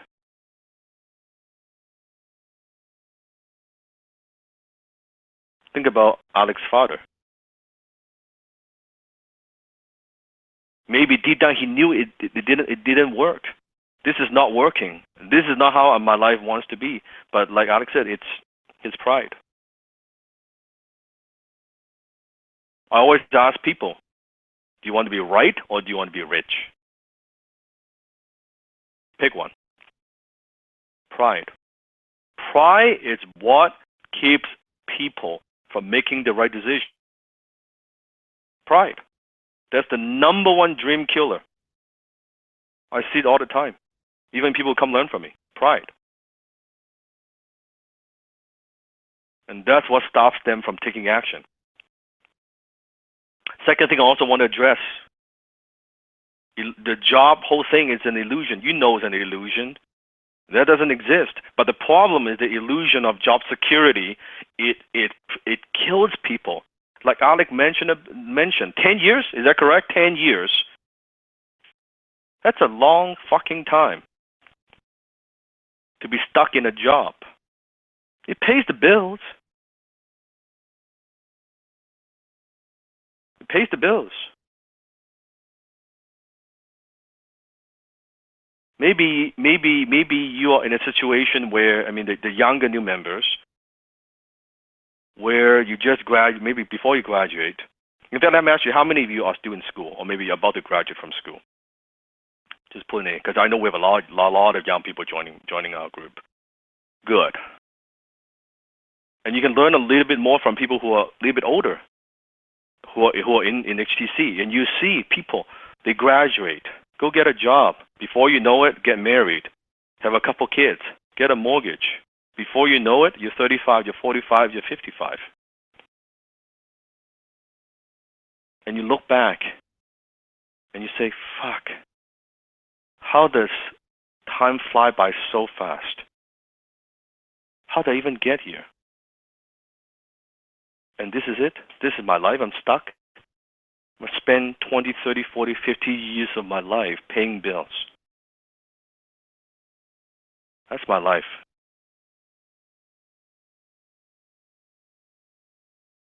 Let me write this down. Let me share something very profound with you. I want you to think about, on average, our average lifespan. Let's say our average lifespan is, hypothetically, okay, let's say 70 years old. 70 years old. You have until 70 years old. That's your life. 1/3 of your life is spent on sleeping. 1/3 of your life. So that's like, say, 20 some years, gone. Okay. 1/3 of your life is spent on entertainment, on also little things. Watching movies, being stuck in traffic, buying groceries, right? Hanging out with friends, wasting time, waiting for something, on a plane, traveling, whatever it might be. So that's 1/3 of your life. Entertainment, small little things in life, that's gone. Now, the first 18, 20 years of your life, chances are you're living with your parents, you were living under their roof, you're learning how to go from a kid, a child, a baby, to being an adult, going to school, learning how to speak, learning how to write, learning a language, learning how to be an adult.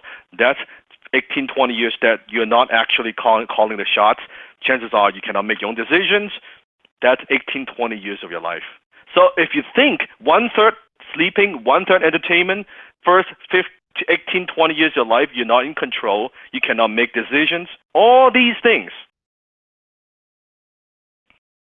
If you think about it, you have about 5 to 7 years to make your dream come true, to live your life, to be somebody, to enjoy life, to build success. About 5 to 7 years. And that, let's take into the consideration that hopefully you don't make a lot of mistakes, because if you're like me, that I was $150,000 in debt, there's Kayvon, who's over $100K in debt, $120,000 than debt. It takes time to fucking bounce back. Just to pay off the debt so you can start from zero, then you can build something. Just like Desmond. So let's even knock on and keep your fingers crossed. If you don't make any mistake, you have about 5 to 7 years. And if that doesn't fucking give you sense of urgency, I don't know what does. And that's if you don't get sick, you don't get a car accident, you don't get any disability, everything works out fine in the 5 to 7 years. You have, at best, 5 to 7 years to make your FU money and achieve your fucking dreams. Brian said it perfectly. That's not a lot of time. And that's why it never ceased to amaze me when people procrastinate. Oh, I'll get to it. Yeah, I'll work on that. They live their life absolutely zero sense of urgency. I am paranoid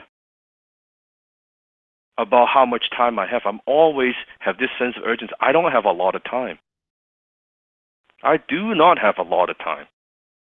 And there's still many things I want to do. There are many people I want to impact. There are many people I want to help. I don't have a lot of time. So if that's how I operate, what the fuck should you be doing? I'm asking you. What the hell should you be doing? What kind of urgency you should have? Right? 10 years stuck in a job that you don't like is not fucking acceptable. 1 year stuck in a job that you don't like is not acceptable. You stop tolerating this shit. You get in life what you tolerate. You tolerate, yeah, I know I don't like what I do. I don't like getting stuck in traffic, but oh man, I just kind of got to pay the bills. Before you know it, you keep tolerating this shit. Before you know it, you're 65 years old. Devon? You just said, even 1 year in a job that you don't like is intolerable. And I said, shit, like, even then, I mean, that's the one thing personally that I saw was my dad working in the factory, my mom slaving away for eight fucking dollars an hour, trying to put food on the table, and then having that negative energy from my dad, go get a job, son, go work in a factory, make sure you get a pension. What the fuck is that kind of mentality? It's so backwards. And I get really passionate about it because I let it haunt me and hold me back for so many years. And the one thing I can tell you is it doesn't matter how old you are, where you are, it is a decision. You are a decision away of putting yourself on a new path to victory, to success. It's a decision. Dan cannot do it. As amazing as Dan is, he cannot make that decision for you. We can pave the road and we can make it as beautiful and as easy as possible, but you have to make that decision. And if you're stuck in a job right now, or if you're in a place that you hate, get out. Don't spend your present time with anybody, anything, or any thought you don't have a future with. Just start today, right now. Make that promise to yourself that everything you do, every thought you have, every place you go, you're going to ask the question, do I want this in my future? Is these the people I want to hang out with in the future? Is this the job that I want in the future? Is this a thought that is going to serve me in the future? If the answer is no, fuck it. Get rid of it right away. It's going to suck. And I'm not just talking about if you have a job or how much money you make.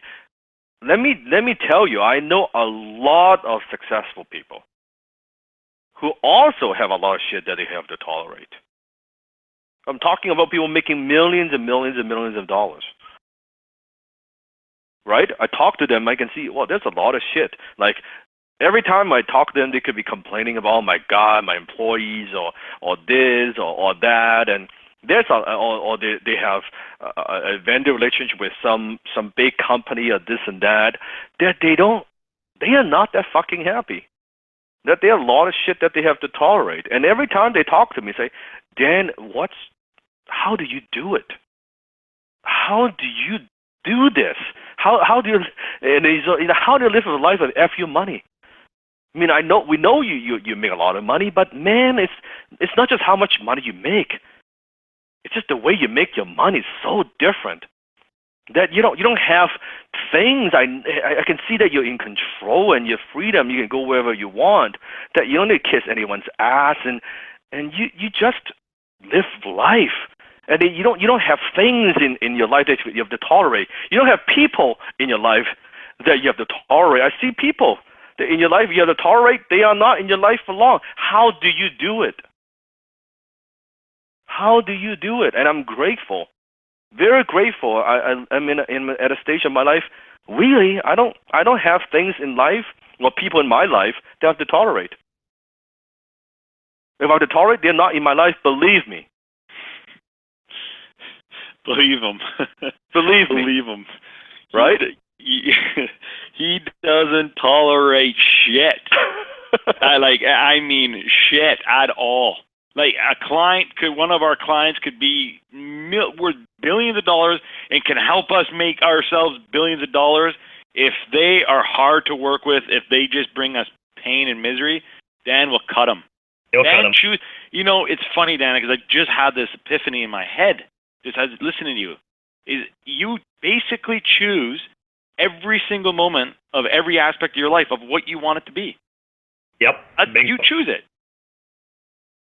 Yep. Actually, I want to add one note here. Now, we did go off and actually say, about the jobs and stuff like that. I do know several HTC members, just for the record here, that actually are top professionals in their profession. Okay, be it a medical profession, be it a legal profession, a consulting profession. We are not putting down jobs, but the message here that you need to take away is the control, right? If you can architect, if you can, be like Sifu and Dan here and create that control and be absolutely happy at what you do, all the power to you. We're here to support you. That's it. The bulk of it is most of you are not. That's why you don't need to tolerate. You don't need to tolerate.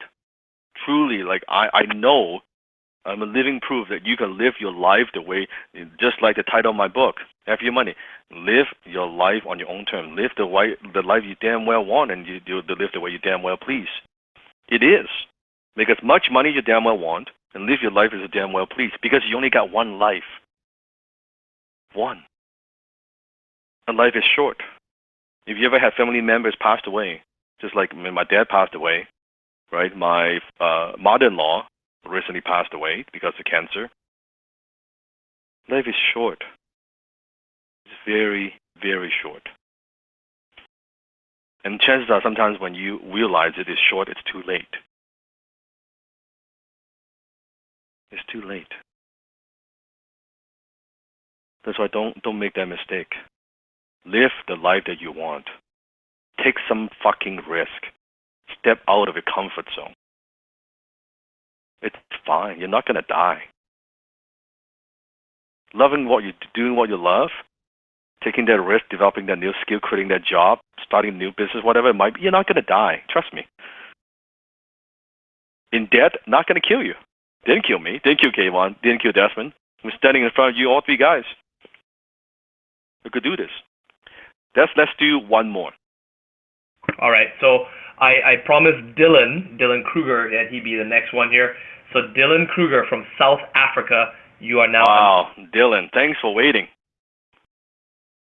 Dylan, are you there, Dylan? I saw you in the chat. You're unmuted. Come on, Dylan. Now, Dylan. Is Dylan there? Nope. No. Dylan. That's okay, Dylan.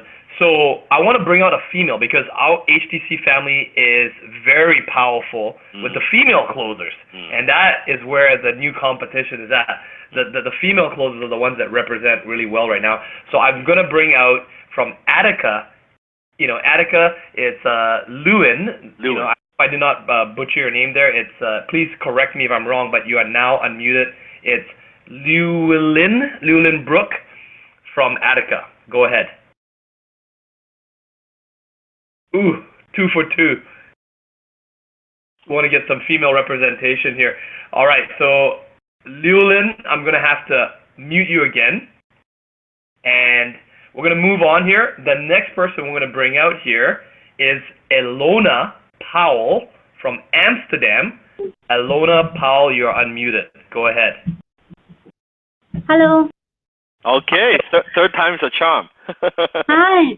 Wow, so great to speak with everyone, really. Okay, I'm going to be very short on this, why I come to join the HTC. Of course, my God's blessing was that my husband joined first, so I have an open gate. But this is not, I'm not trying to kind of profit from this and go easy. Actually, I'm going more harder than if I would have to join on my own. I'm a very hard-working person. I work hard. I was raised in a village, in a poor village, and I know how important it is to work hard. But I realized that working hard wasn't enough. So I did broke some rules as well. In my village, it's very traditional. Young ladies should not leave the family. But actually, I left my family on age 19 because I wasn't really satisfied on what my parents tried to teach me through like traditional, conventional, right? Pushing you to do what they did for 80 years. And still we were eating that little piece of bread and just get satisfied. I said, no, but this is not enough. I mean, I'm not trying to get the little piece. I need to get what really I need to get. So I moved, and I moved I was very sure for what I moved. Many people really could see me with negative eye. What did I do? I left my family. But I said I was very right. And when I did it, and when they see it, what I do, they say, well, I wish I was there, but it's too late, so you have to move. When is the right time? When is the moment, right?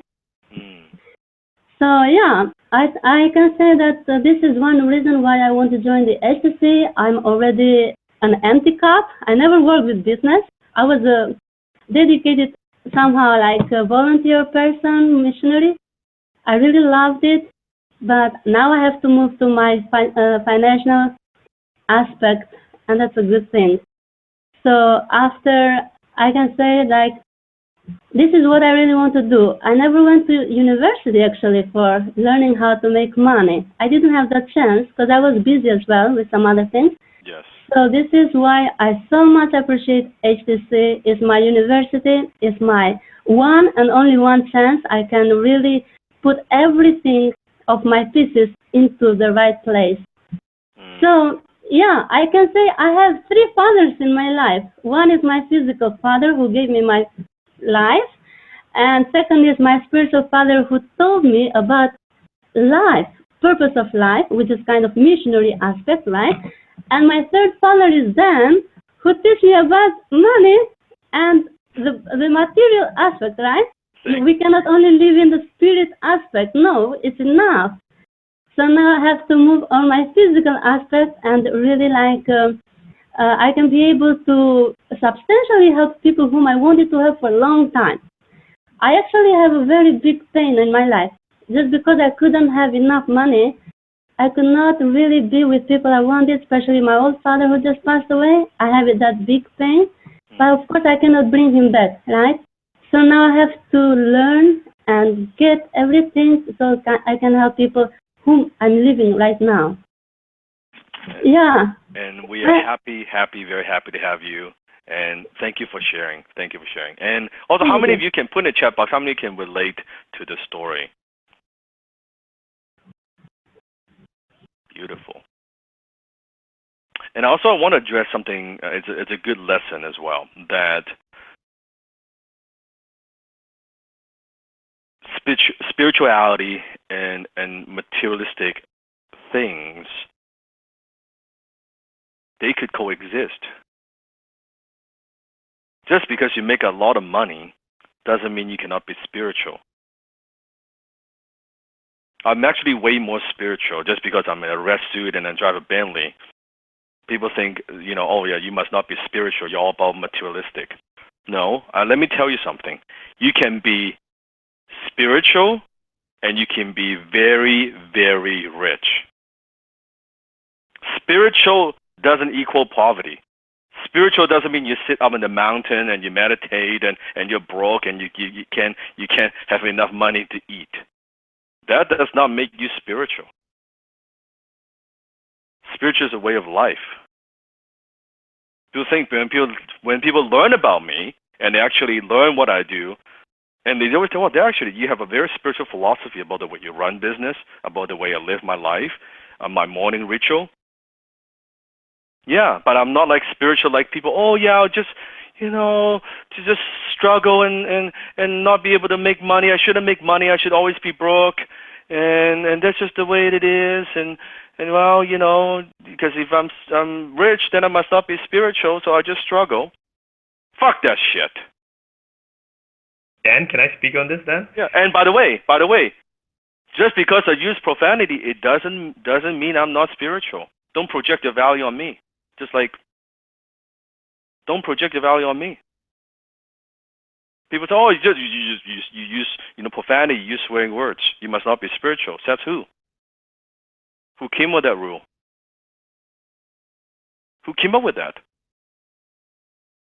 It's your own value, nothing more.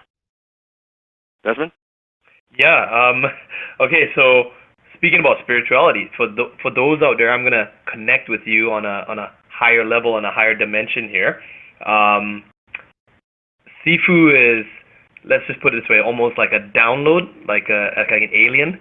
Okay, that's the real spirituality. Because I've seen the kumbaya broke in the room because I was doing that, and then I've seen the different type of spirituality, the martial art, the Zen, the full circle, let me just put it that way, and how he's at peace with what he does, forgiveness, and even with, as he mentioned earlier on, mother-in-law passing away, the high EQ. I always joke, I always just say, the more you get to know Dan, the more you might think he's actually like an alien. He's not from this planet, for some reason, and he's just very grounded and very connected. I think that is, I did Kyudo in Japan, which is a Japanese art of archery, and it's very much the act of Zen, and the more you think you know, the less you know. And being around Dan is like that. If you ever have a chance, being on these calls, if you ever get to meet Dan in person, okay, I would jump at that opportunity, because just being around him, you get to feel what it's like to be in that presence of spirituality. And spirituality is not something you talk about. It's a way of life. It's a way of living. A lot of people talk about, oh, I'm very spiritual, I'm religious, I'm all this and that. It's all talk. It's all talk. It's totally spiritual. Real, truly spiritual people don't talk about being spiritual. They just are. They become. They be. Just like wealthy people, the true wealthy people, they don't talk about their money. They just fucking go to work. They just make more money. And that's why don't think of, oh, I make a lot of money, I'm not spiritual. I'm spiritual, I cannot make a lot of money. No, you could do both. You absolutely can do both. In fact, you can do both very, very, very well. Because the more spiritual you get, the less attachment that you have. You're more in control of your emotion. It makes you more effective in business. And it attracts more abundance and opportunities and wealth into your life. And things just flow. It makes you a better business person. It's easier to make money when you're spiritual. If you're truly, not the fake spiritual, if you're truly spiritual, you understand the spirit of it, and you have the abundant mindset. It'll make you better, not the other way around. But people think of, oh yeah, I have to do that. I have to do this way. It's just like, volunteer is great. How many of you, let me ask you this, you want to make money? Now be honest with me. Put in the chat box. You want to make more money because you want to help other people. You want to be able to help people. That's what drives you. Put in the chat box. So knowing whatever that money you're working on, you have right now, you're making right now. So my question for you is, if let's say you were to make 3 times more money, can you help 3 times more people, or just more people? Yes or no? And if you make 3 times more money, don't bullshit me, are you willing to help more people?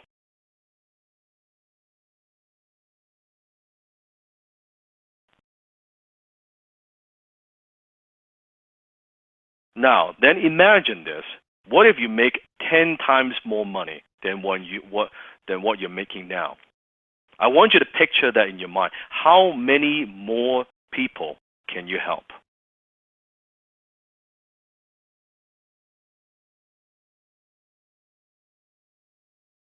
So much more. So much more. And that's why this is my belief, and I want to instill this belief into your mind. Once you learn how to make money, once you learn how to create wealth, write this down, this is important. Once you learn how to create wealth, you are morally obligated to make as much money as you can. I'll say it again, once you learn how to create wealth, you're morally obligated to make as much money as you can, so you can help as many people as you want.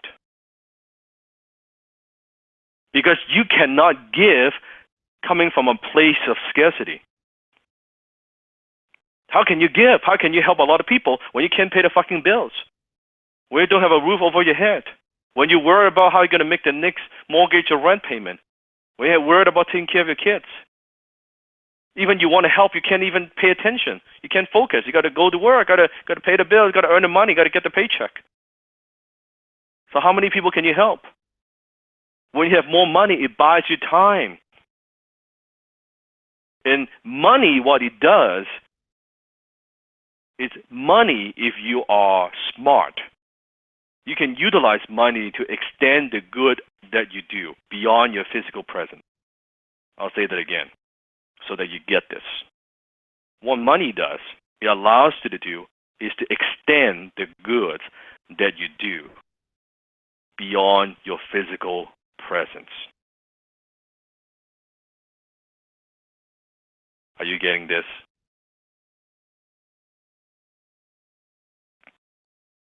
That's what I'm talking about.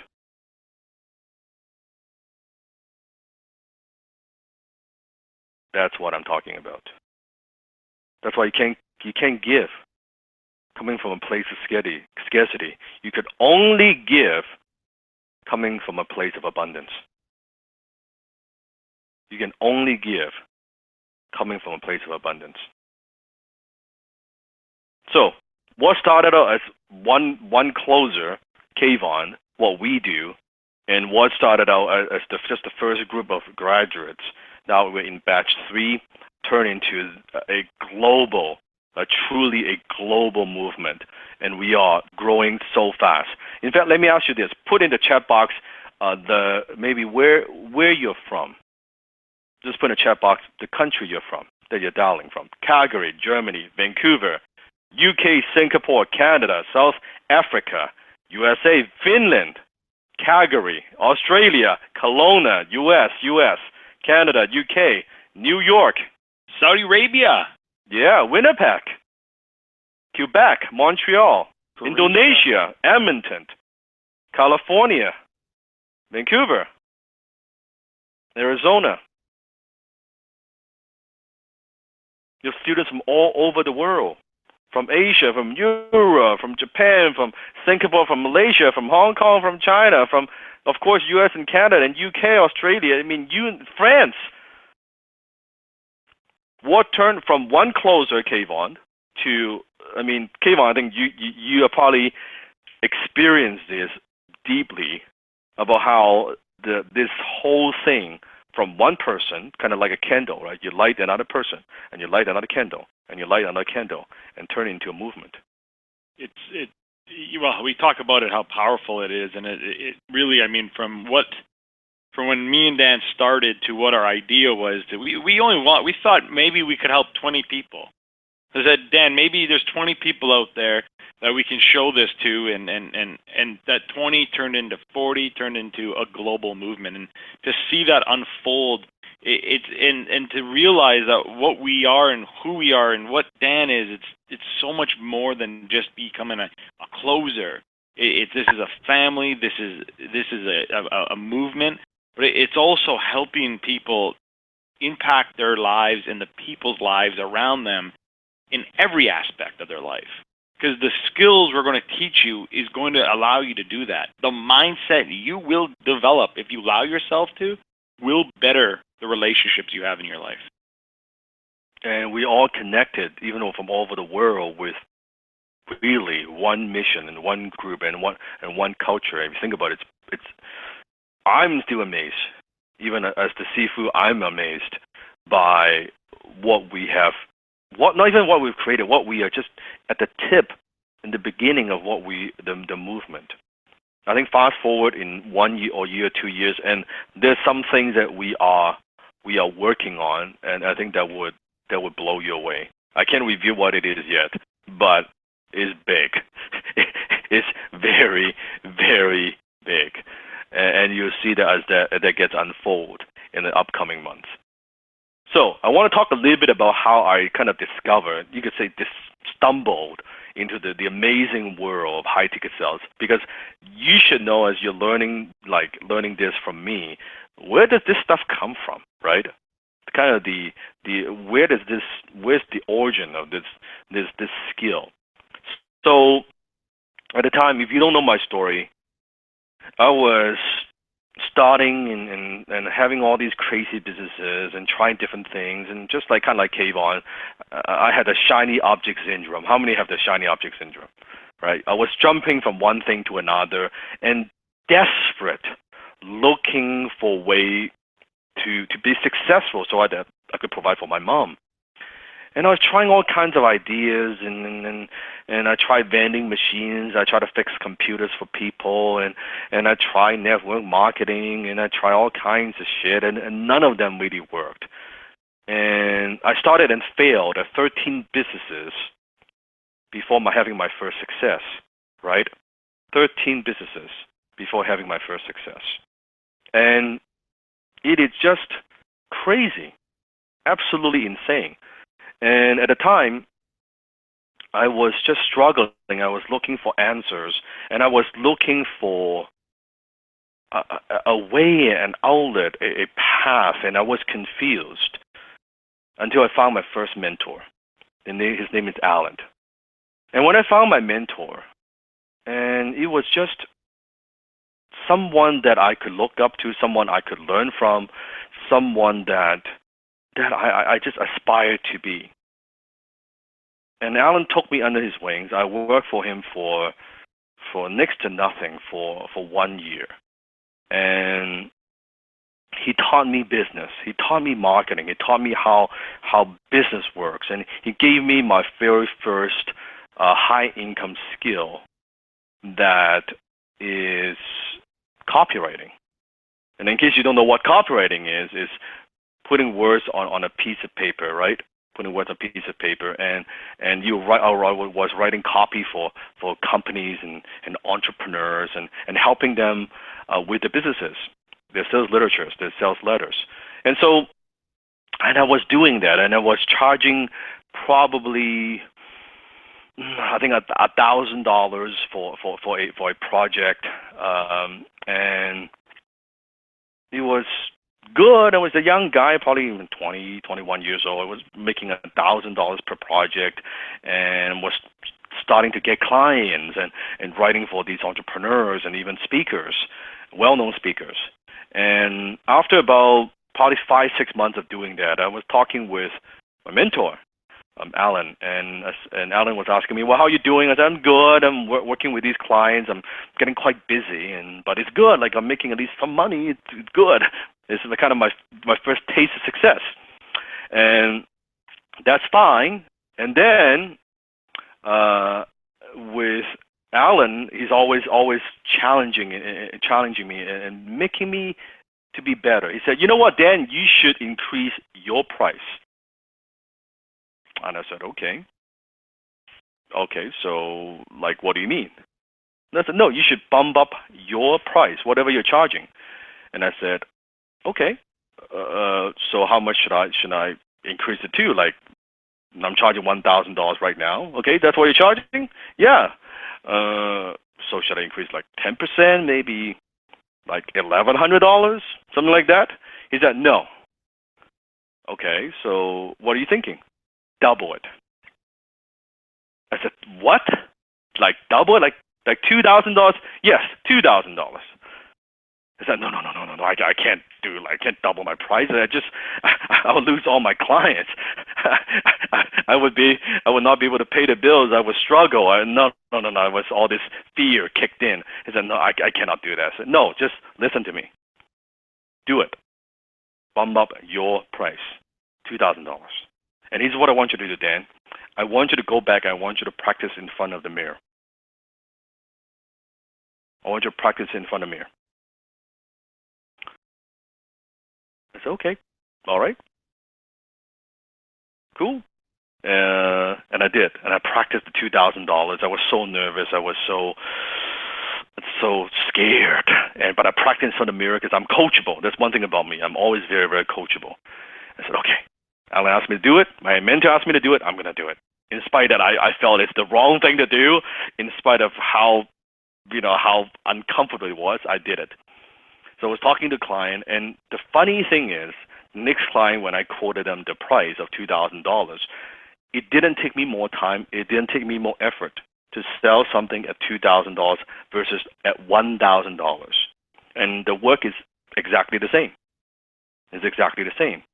So I was like, that's good. That's interesting. And then after a few months later, I was talking to Alan again, and he said, Dan, how's your business? I said, it's pretty good. Now I'm getting busy and all that, and I think it's pretty good. Well, you should increase your price again. I said, what? No. You don't understand. Right, I've been doing this less than a year. Nobody doubled the price like in that quickly. In that short period of time, nobody does this, and I'm so young, and I don't have enough experience, and I'm a young guy. No one would pay me that. And he said, just do it. Just do it. I said, all right, I'll give it a try. I don't think it's gonna work. No one's gonna pay me that, but I'm gonna kind of prove you wrong. But I said, you asked me to do it, I'll do it. And I practiced again in front of the mirror. And I started asking for $4,000 for what I do. And boom. And I started closing at $4,000 instead of $1,000. Now, let me ask you a question. Has my core service changed? No. Nothing has changed. I'm still the same thing. I'm delivering the same service. But because I had the guts to ask for more money, suddenly I was making 4 times more money. And I thought, this is amazing. How could this be? It cannot be, right? And then after a few months later, I went to talk to Alan again. And Alan, this time, he looked at me, just didn't say anything. He just smiled. He said, mm-hmm. I said, what? He said, I said, no. He said, yes. I said, no. He said, yes. It's that time again. I said, no. Seriously? I'm already charging $4,000. Most people would spend at least 5 to 10 years building their track record as a copywriter before they would charge this kind of money. No way in hell. What do you want me to do? You want me to bump it up to $8,000? Yes, exactly, $8,000. Actually, you know what? Fuck that, $10,000. I'm like, you are crazy. You are fucking nuts. Alan, I love you, but no. Who would pay $10,000 to a fucking Chinese kid, teenager, at some 20-some-odd years old? No way in hell. No way in hell. Just practice. I don't even know 10,000. How many zeros is that? It's such a foreign concept to me. It's a practice in front of the mirror. Okay, fine. I practice in front of the mirror. And it was so difficult. I would stutter. I would get so nervous. It's like $10,000, and it was such a difficult thing to do. Just ask for more money. It was so difficult for me. But I practiced and I practiced and I practiced. I remember, and there was a phone call. It was through a referral from a client that I have worked with in the past. A person calls me up, an entrepreneur. He said he wants to hire me for a job. And I said, okay. And I have been practicing, remember, 10K. And said, well, so how much do you charge, Dan? And I said, $10,000. And he was like, okay, that you can hear his breathing. I said, oh, that's actually more than what I heard that you charge. Because I think my friend told me that he paid like $4,000 or something like that. And I said, well, that's the old rate. And plus, your project, it requires a lot more of my time. So it's $10,000. And he said, well, that might be a challenge because that's outside of our budget. We've really only budget about like $5,000 for this. We really weren't thinking about spending $10,000. In my mind, I'm like, oh fuck, I blew the deal. I shouldn't have listened. I should have just asked for like $4,000. I would have gotten in the sale. That's all this chatter in my head, right? But I didn't say anything. But I know I'm like, oh fuck, I blew the deal. Damn it. And he was like, maybe let me talk to my partner and get back to you. And I thought, you know what? That's just an excuse. That's probably an objection more than anything else. He's not going to call me back. And then he called me back. About less than an hour. He said, Dan, I talked with my partner. It's actually outside of budget. You charge more than what we thought. But you come highly recommended. So could you do like half down, 5,000 down, and then 5,000 when it's completed? Now, at that time, I just shut my mouth. I just shut my mouth. And I was like, yep, that's exactly what we do. Half down and half when it's completed. I try not to laugh because it was such a roller coaster experience. And that was my first $10,000 client. And from that experience, I learned something very, very important. It changed the way I look at business, pricing, everything that I do. And that is this. It doesn't take more effort to sell something at 2 times, 5 times, or even 10 times the price. In some cases, it takes less effort. Hey, Dan? Yes. Before you even go any further here, I really need to say that I apologize to you, Dan, for the lack of disrespect that is happening right now in our chat group. I've never in my life have seen so much disrespect towards you right now. If you're coming in to this fucking chat right now and acting like Russ Ruffino, Donald Trump, Sam Ovens, we're going to find you and we're going to ban you. You are being disrespectful to Dan and everyone else who is here to learn. If this is not for you, get the fuck out. Right now. We don't need you. We don't want you. Get out. This is for fucking winners and people that want to go places and that people that want to make some fucking money and change their lives, not dick around. I'm very sorry, Dan, for that, for the disrespect. It's absolutely crazy that this is going on. And I did not want you to teach any more gold until these people are gone. And I'm curious, why do you behave like this way? It's always the ones that they think they're being a bunch of jokers. Here we are. I've never seen this either, Dan. I mean, Kayvon, I've never seen Kayvon get so angry and so so passionate like this. Usually it's I myself that's dropping the hammer here, but I'm absolutely flabbergasted at how people. I mean, class clowns here. I mean, like, what the fuck? It's interesting. I just find it interesting. I'm not mad.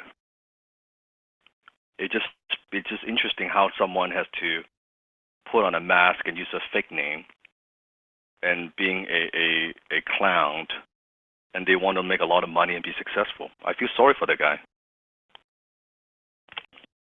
I actually feel sorry for the guy. He's probably been doing that his whole life. masking himself, hiding behind the name, instead of showing his true self. Interesting.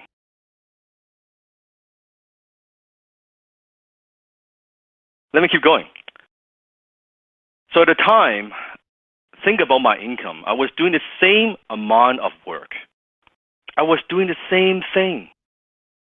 I was doing all these things. I was serving clients. I was working with clients. Dollars within like a year-ish time. I was now making, instead of $1,000, I was making $10,000 working with clients. I was being able to pay off my bills. Because at the time I was struggling. I was working hard. But now doing the same amount of work, now I'm making some money. I'm able to provide for my mom, and I'm able to pay off some debt. Because at the time, remember all those 13 business failures I've accumulated about $150,000 in debt through credit card debts and also borrowing from friends and family, right? In fact, let me ask you this question. How many of you are in debt right now?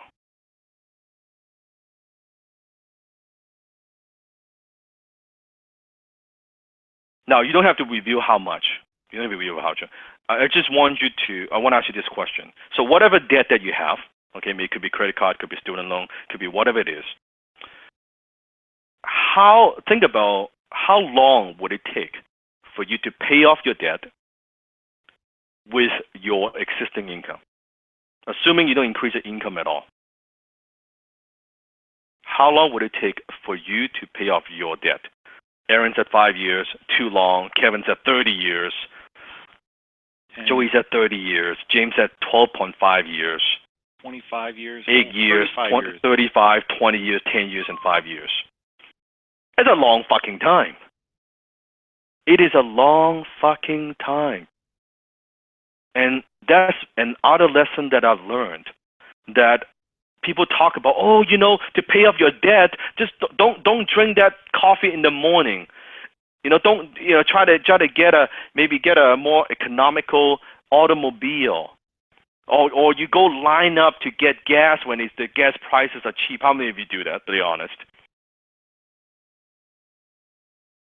Dan, my parents were so cheap. I never told this story before. Yes, because I lived in a bordering city, so bordering Canada, U.S. My parents on Friday nights would drive over to the United States, buy the milk, and gas up, and then drive back through the border just to save a couple pennies, not realizing that the money they're probably spending driving there and back is not even worth it. And that's why most people, they step over dollars to pick up pennies. They don't value their time. They don't value their time. That's why most people actually save their way to bankruptcy. And you notice, by the way, people who are cheap, you can look at their face, no joke. You can see their faces all like scrunch up and like they are not happy. They're counting the penny, right? You can see they're like kind of frowning and not smiling and like that. That's what they look like. That's not the way to live life. And here's the thing. I knew I couldn't pay off my $150,000 debt making a couple grand a month. I could barely pay the bills. So that is not the answer. So if you have debt and with your current income, it will take you 2, 3, 5, 10, 20 years to pay that off. Let me ask you a question then. How good would it feel if you could pay off that debt? Describe for me. Put in the chat box. How would it make you feel if you could pay off that debt? Just you don't have that cloud above your head. You don't have that debt on your shoulders. Free. Phew! Great and free. Freedom, liberating, unimaginable. Weight off my shoulders. Feel like it won the lottery, Chris said. Freedom, yes. Since David said sensational. Stress-free, yeah. And here's what I found, that you don't solve your debt problems by saving. You cannot save your way there. If it takes you 2, 3, 5, 10 years, saving that $10, $20, $30, $50 doesn't make a fucking difference. It's not going to solve your debt problems. You solve your debt problems by increasing your income. It's a very different focus. Do you get this? It's a very different focus to, oh man, I gotta save money, gotta drive, so many hours and get some cheap gas, or line up when everybody's lined up to get gas, or try to save some money on groceries, a couple penny here, a couple dollars there. How is that going to pay off your tens of thousands of dollars or even hundreds of thousands of dollars of debt? You solve the debt problem by increasing income. Here's what happened to me. I developed my very first high-income skill. Now, if you watch my YouTube video on high-income skills, I talked about copywriting. So I was making $10,000 a month as a copywriter. You with me, right? As a young guy. And then later on, when I was writing copy for clients, they were asking me about marketing. They were asking me about, well, okay, Dan, you wrote these marketing pieces for us. How do we use this? What do we need to do?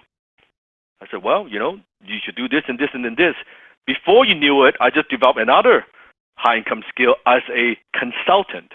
So not only I was doing the work for clients, I was also consulting them and helping them to implement some of these strategies. And I was developing another income, then maybe another $10,000 a month. So I was making $20,000 a month, almost close to $250,000 a year. Let me tell you something. It's way easier to pay off the debt. Instead of making $2,000, $3,000 a month, I was making $20,000 a month. Does this make sense? Is it making sense to you? That's how I pay off the debt. And as I was paying off the debt, here's what happens psychologically. I was paying it off $2,000, $3,000 here, $5,000 here. I was just paying that off, and I kept my expenses the same. I didn't increase my expense. I was living still decent, reasonably okay. Wasn't blowing money and things like that. And as I paid it off, it created this momentum. I could see the light at the end of the tunnel. And I paid it off at $1,000 here, $2,000 there, $5,000 there. And when I pay off that debt, my goodness, something changed. Something changed within me. Suddenly, because what I thought is unattainable, what I thought is normal, everybody has debt, is the way it's supposed to live. You're supposed to have a lot of debt. Not true. When I paid off that debt, it gave me so much confidence as a person. It gave me so much certainty. You know what? What I thought is unattainable, I did it. I paid off the debt. It is a statement. It's an action. It's something that I can say to myself, you know what? Fuck, I could do this. And if I can do this, what else can I do? Kayvon, same thing, was in debt, right? Yeah. Pay off the debt. Desmond was in debt. Took him years to pay off the debt. Now, you guys share. Before, after, how did that make you feel? Desmond, you want to go? I've been in debt for so long. How many years? Fuck. 16 years old till 40. You're 16 years old till 40-year-old as a man, as a father. I just got out of debt this year. 100% out of debt because of Dan. For the first time in my life. I claimed it. I thought I claimed it, a couple of years ago. I was saying, oh, I'm out of debt. No, it was all fucking bullshit. I was lying to myself. I still had credit cards. I still owed $8,000 here. It was only in December of 2017, I wrote Dan an email. And Dan actually asked me, and I said, I've got another $18,000 to go. When you actually start to dig deep, guys, don't kid yourself. Don't lie to yourself and tell yourself you're out of debt, because you're not. But now I'm out of debt. I'm out of debt. I've got an abundance of money where I can treat team members, and of course you don't go splurge your money that way and go crazy, but I'm able to give. I was at Easter Easter Mass the other day, and everyone was putting in $5 here at a Catholic church, right? I dropped a $100 bill. I didn't even blink an eye. My mom saw that and she was like, "Oh my God, you gave that." I'm like, it's like nothing. I felt embarrassed to give $100. That's beautiful. That the way you can adjust the money, where, you know, before $5 was hard to give. How about Kayvon? You've also been in debt. I was, right? yeah. I mean, I've been in debt my entire life. I mean, I literally been in debt my entire life, because I lived in debt with my parents, and I mean, by the time I was 15 years old, my parents had mortgaged the house 3 times. Now, they did that to let me go ski racing, but they had to mortgage the house 3 times, and then the year later they had to pull it away from me because they couldn't afford it. And my entire life, my mindset was in debt. My bank account was in debt. My relationships were in debt. And this year, like Desmond, is the first time in my life I paid off my school debt. I paid off everything. But I'll go one step a little deeper here. Even though my bank accounts were cleaned up, I was still operating like I was in debt. So I was started to push things away. And it wasn't again until Dan just simply said, Kayvon, you're not in debt anymore. You're not surviving. Like, why are you acting like this? And it was a wake-up call to me, because even though my bank account cleaned up, I was, for so many years, I was acting in that survival mode. Like I always had to like literally fight for food, fight to keep whatever we had. I couldn't really give it away. I was, you know, I was never really cheap, but the way I looked at money and the way I looked at how money was saved, I was very cheap in my mindset. And that came from my parents, the upbringing, all of that. And I'll tell you, the fancy cars, that's great. Like the nice condo, that's great. But for me, if you said what was one of the most powerful things for me because of this money, is the ability that I just did was to fly I've been away from my parents for quite some time. They've never came and visited me because they can't afford it. I've now got them 2 first-class tickets, which they have never sat in their life, to fly out to visit me. Not only that, I got them a black car service to pick them up, which they've never received in their life, and they're going to fly first class right from the moment they leave their house till the moment they get to me. That is the most powerful thing, I think, when you can do things like that for the people that work so hard for you. Those are my goals, and it's amazing. But I'll tell you, it doesn't stop now. You don't rest just like sales, you're only as good as your last sale. I'm only as good as my last paycheck or my last commission check. Every day I ask the question, how can I be better? How can I be great? How can I do more? Just like Dan said, if you have the ability to do more and you don't, that is the biggest disservice you can do to yourself, to your community, to your families, to everybody. It is your moral obligation. It is now my moral obligation to continue to be the best closer I am, to continue to be the best business person I am, because that is what Dan has given me. He's given me those tools. He's given me that mindset, and I cannot let him down. Now, I have to say this, Dan, one last thing here. I do want to apologize. Kelsey, my significant other, came flying in the room and was like looking at me like I was a crazy man when I was screaming earlier. The reason why I was a little screaming, or she used the word I was aggressive, is it wasn't aggression, it was passion.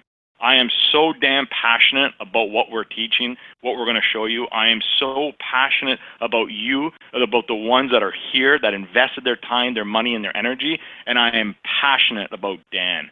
So I want to apologize if someone felt that was aggressive, but that was passion, because I want everyone to get the best and the most out of every time we're on the phone. And for Kayvon to do that, like flying first class, the parents, and just providing that the life that they've never had, they've never sat in the first class before. How many of you would like to do that for the people that you love in your life? Put in a chat box.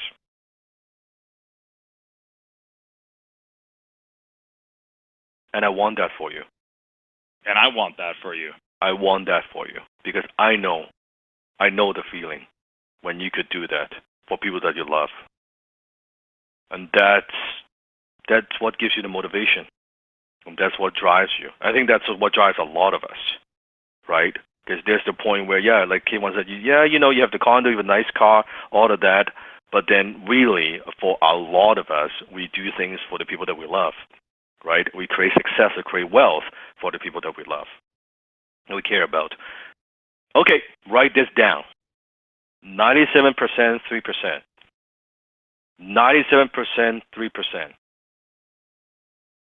97% of the population are dead or dead broke by the age of 65.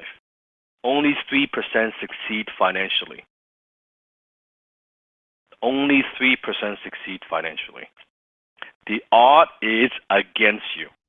The odd is not good. Less than 6% of the population makes over $100,000 a year. Look at the people around you. Look at the people in your life. Less than 1% of the population makes over $325,000 a year. Less than 1%. Just think about it. What does that mean? What does that mean? What does that mean to you?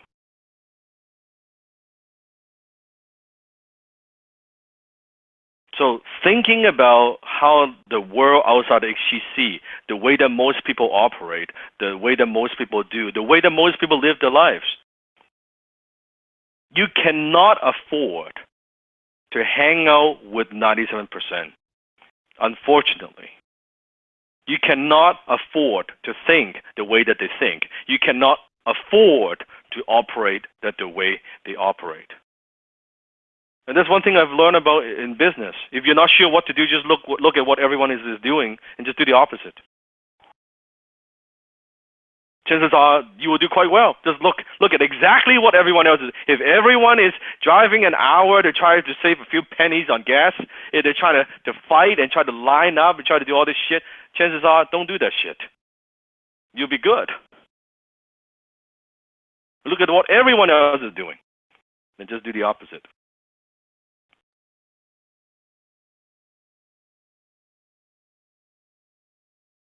Here's a great lesson that I've learned from my martial art instructor. As you know, a lot of you know that I'm a martial artist. In fact, how many of you are also in martial art? You're martial artists. You practice some sort of martial art. Put in the chat box. Krav Maga, BJJ, good. Fencing, oh, interesting. Muay Thai, all right. Kung Fu, Taekwondo, Wushu, Tai Chi, awesome. So you guys will appreciate this.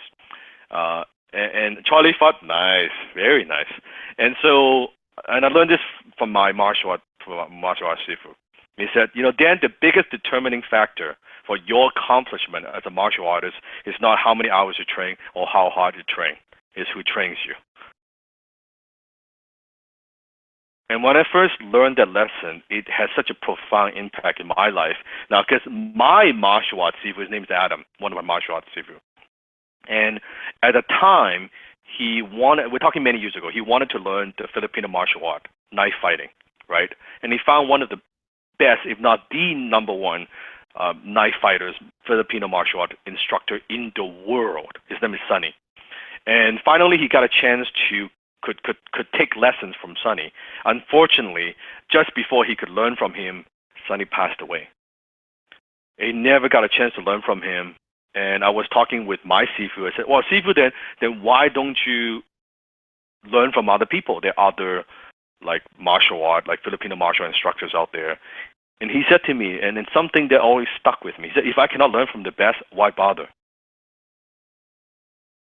He said, at best, I would learn a little bit, but I would never get to where I think my skill could be. At worst, I would learn from a bunch of people, and they teach me the wrong shit. It will actually make me worse as a martial artist. And always that lesson stuck with me. It's not just how many hours you train or how hard you train, it's who trains you. It's who you learn from. Both Kayvon and both Desmond have learned from a lot of different people before they come to me. And somehow I have a lot of students. Usually they learn from a lot of different people, and then they come to me. Kind of as a last resort. I don't know why, but somehow I do attract a lot of those students. that they have and then when they find me, they stay. They don't leave. I mean, Kayvon, you can also comment on this. Desmond, comment on this. Yeah, I mean, I've had many business mentors. Some showed me a little bit of good things. None. I mean, none. Obviously, none at the level of Dan, or I wouldn't be here. You know, it's quite evident. Just look at the results. I've had a lot of, I would say, they're not fake mentors, but mentors that they call themselves mentors, and they made me believe that they were going to be my mentor, and they just took my money. I mean, I've been burned. Again, that was part of my learning in my $130,000-$20,000 debt, and it was completely different with Dan. And what I've seen working with Dan too is he is right. Like most people, Dan says there's a quote he always says, and it's true. Is if they can't make it with me, they're not going to probably make it anywhere else. And it's the truth, because Dan, as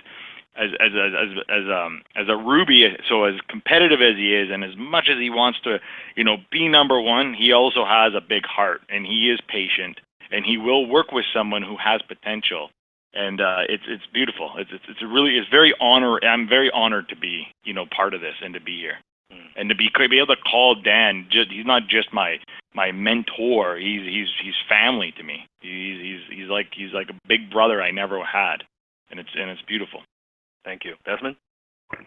I can't top that. I think Kayvon took every single word out of my mouth in a very eloquent way. He summed it up. I have had the pleasure of having several mentors. I'm grateful to every single one of them along the way, but none of them come even close. So for those out there who like to be, numerical, if I was to put some of those mentors on a scale, I would have, said at that time in my life they were very important. But compared to Dan, maybe they're a 3 or a 4. Dan, I don't even think a 10 does him justice. The fact that, like Kayvon said, I treat him like a family member. I treat him like a brother. I treat him like a father. He's younger than I am, on this like age thing that we call age. But since the first time I saw Dan, I always felt he was older than me, maturity-wise, and just the way he sees things.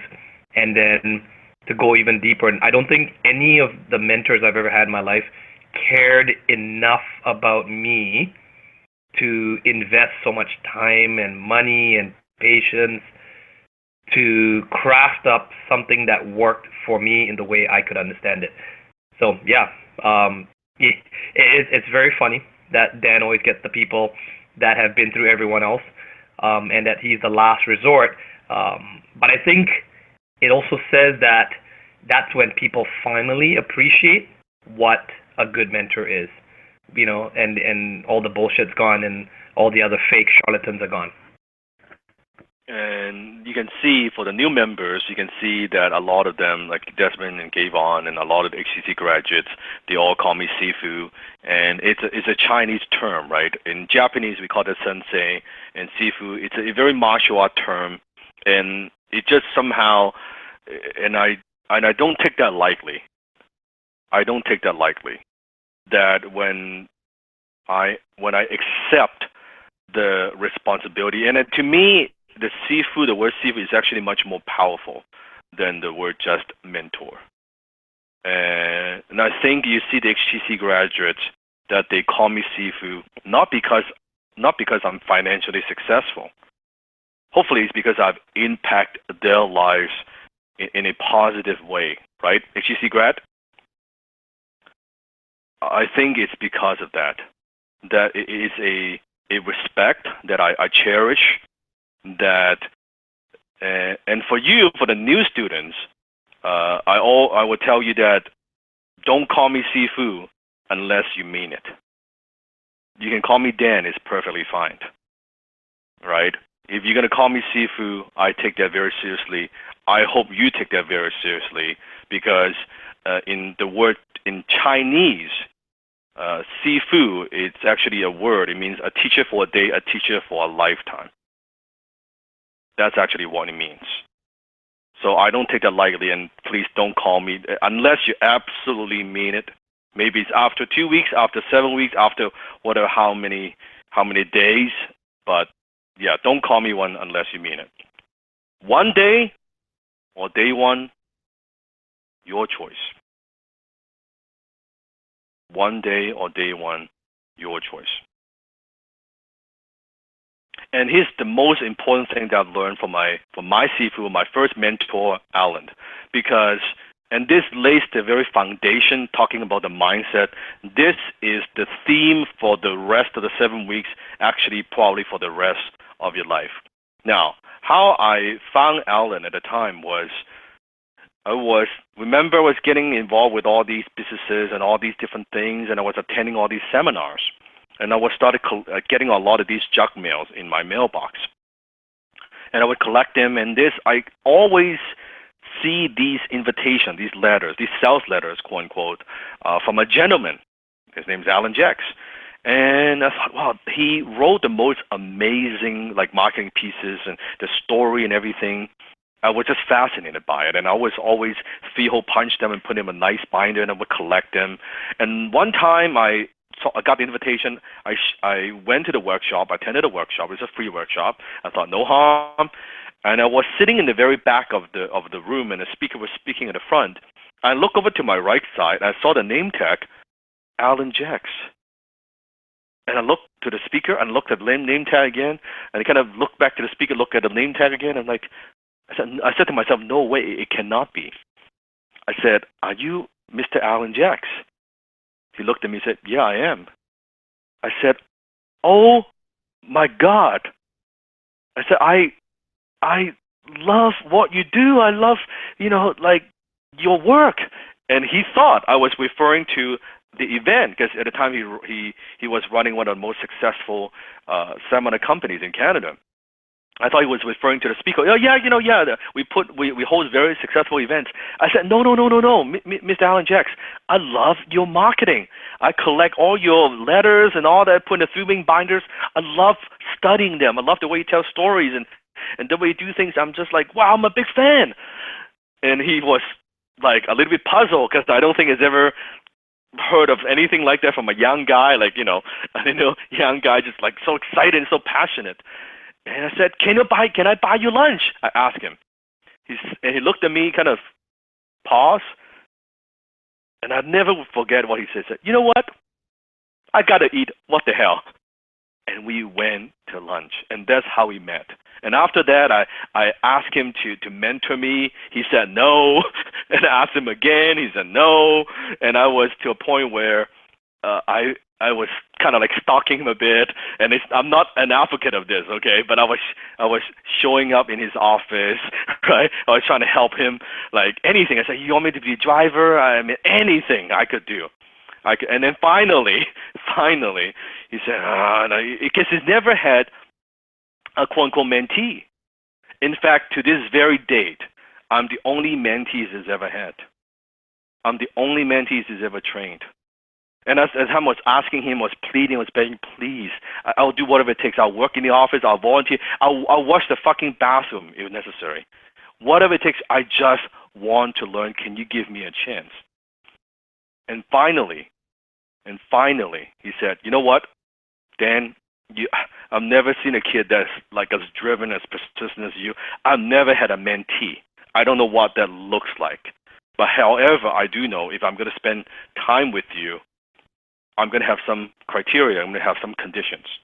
I said, whatever you want, I'll do it. Just tell me what you need from me. I will do it. He said, there are 3 rules I want you to remember. I said, whatever. No problem. Just tell me whatever you need, Alan. He said, rule number 1, no excuse. I said, if I'm going to work with you, I'm going to mentor you, I don't want any excuses from you. He said, you can either make money or make excuses. I don't tolerate excuses. If I ask you to show up at the office, I ask you to do something, I ask you to do whatever, I don't want to hear any excuses, period. Well, yeah, but Alan, what if? And the minute I used the word "but," he looked at me and said, "Are you giving me an excuse right now, before we even start?" And I said, "No." He said, "Can you agree on that?" No excuse. I said, yes. I won't make an excuse. I'll do whatever it takes. No problem. I said, okay. I said, all right. And that's the very first rule of HTC. No excuse and no bad apple. Just like what Kevin was talking about, a couple people, the clown, because a bad apple ruins the program for everyone else. How many of you agree with that? One bad apple ruins the program for everyone else. And that's why every time I start the program, you see every week I fire a couple of students. That's what we do. We just fire students. I can see if they're bad apple, they're gone. Again, I don't tolerate. I've made my FU money. I don't need to tolerate. They're bad apple, they're bad influence, they spoil the bunch, they ruin the whole experience for all the other students. They're gone. They'll be gone so quick. So no excuse and no bad apple. That's the very first rule that Alan shared with me, and that's the rule that I'm sharing with you. Can you follow that? Put in the chat box. So no excuse. I don't want to hear about it. Oh, Dan, the time zone is late and this. Show up. Oh, yeah, I don't have time to do the assignments. Do the assignments. Oh, yeah, you know, my kids, my this and that. Do the assignment. No excuse. And no bad apple. And the second thing that Alan said to me is that besides no excuse is, I said, Dan, rule number 2 is I am not interested to hear your opinion. I'm not interested to hear your ideas. I said, well, but you know, what if I have a good idea? What if I have something that's useful? He said, well, you want to learn from me and because you want to be more successful, correct? I said, yes. So you want to have my income, correct? I said, yeah, of course. I mean, we're great. Yeah. He said, I don't want your income. He said, if I take your opinions, I'll have your income, which would suck. You want my income, you listen to me. Unless and until you are as successful as I am, or you generate more income than I do, then express your opinions. Until you do, I'm not interested to hear your opinions at all. So he said, Dan, can you agree on that? No opinions. I said, absolutely. Absolutely. No opinion. So that's my rule number 2 for you. I don't want to hear this shit. I'm not interested. Same rule applied to HTC. No opinion. Put in the chat box. What's the rule number 2?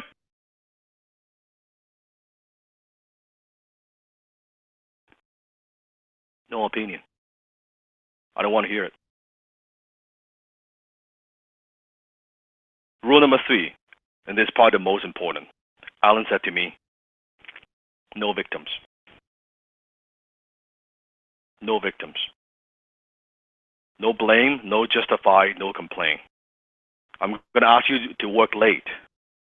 I'm going to ask you to move boxes. I'm going to ask you to make cold call. I'm going to ask you to take out the trash. I don't want any victim. I don't want blame. I don't want to justify. I don't want to hear a word of complaint. I won't work with you.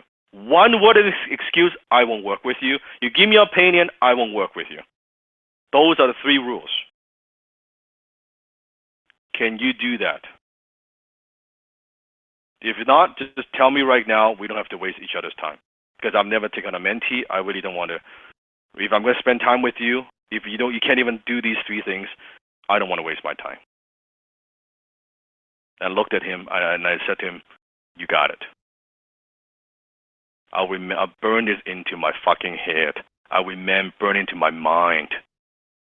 No excuse, no opinion, and no victims.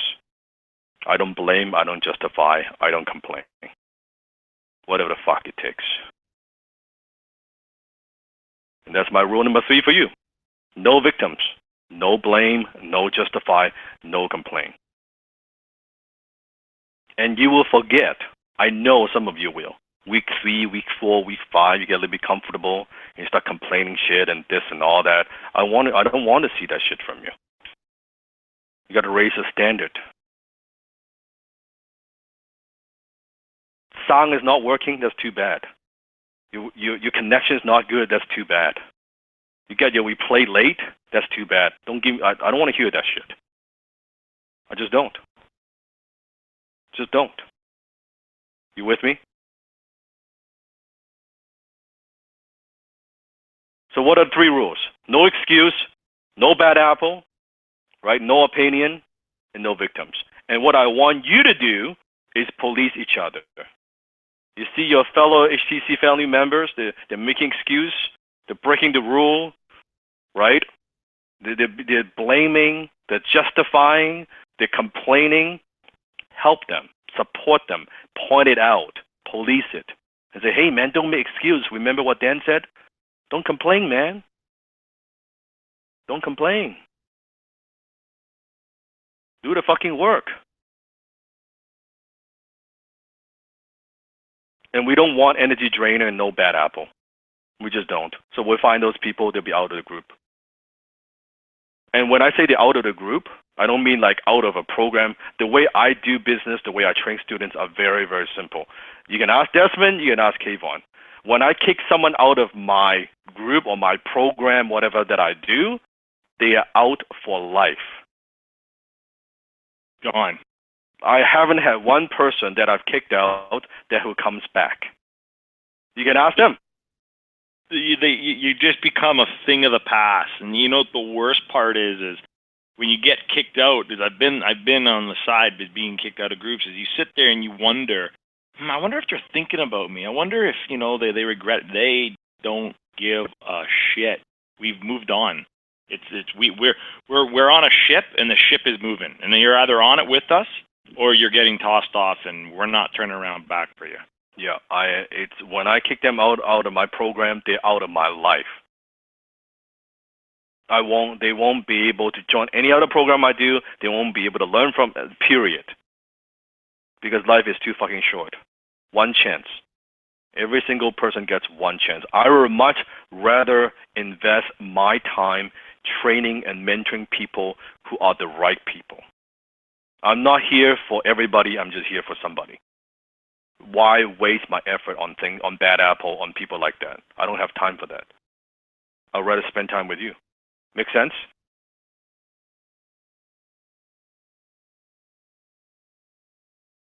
Desmond, right? People who are out, they're out. They're absolutely out, yeah. In the tenor that I've been with you, I've watched at least a good 20 people who are in your closest circle. And all I can say is that these people, many of them sometimes will try to reconnect with me, but I've never seen them actually have the balls to reconnect with you. And even if they did, I just, it's not, you're not being evil or bad or anything. It's just, I think they realize that they were in the wrong and that they burned a once-in-a-lifetime opportunity, and that's why they never, ever go back to you. That's exactly it. So I don't do second chances. I don't want to hear about, but I didn't mean that. I didn't mean, just like the person who posed himself as all these names, there's no second chance. There's no apology. I don't want apology. I want results. There's no second chance. That person just blew it. Very simple. Y'all in my life. Very simple. Now we're almost 3 hours in. Holy shit. Yeah. I still have a few lessons I want to share before I go into the assignment. Let me drink some water here. How are you feeling so far, by the way? How are you feeling so far? Sifu, I know people from around the world where it's 4 a.m. in the morning and they're still on, they're still going, which is very similar to the other batches. I'm just really impressed, and I'm very proud of those people. They haven't made any excuses. And there are people who are in North America who are bitching and complaining. But the ones who pay the price the most are the ones who are actually here and present. It's very normal. Skin in the game. Skin in the game. Right? Sometimes the stuff that you have to fight for, you cherish that much more. So why don't we do a 2-minute kind of a stretch break? I'll get some water. If you have to get some water, you go to the bathroom, whatever you got to do, right? Stretch, move around a bit if you've been sitting down taking notes, okay? 2-minute quick break, and we'll resume in 2 minutes.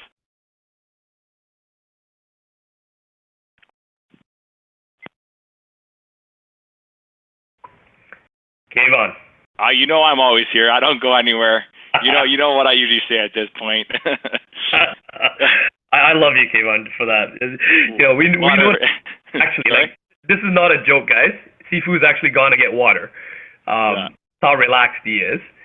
And okay, go ahead, Kayvon. Yeah, I'll let you. Yeah, I said, someone goes, Kayvon doesn't pee. No, I said, how's it go again? I goes, yeah. He goes, water's for the weak, water's for the hungry, water's for cleaning the blood off my jersey, and you don't get blood on my jersey. We will do up downs till Desmond is no longer thirsty anymore. Now, first prize to anyone who can name a movie that came from. They got anything? Chat here. Yeah. It can't be a grad. Ayman gets it. Can't be a grad. No, it can't be a grad.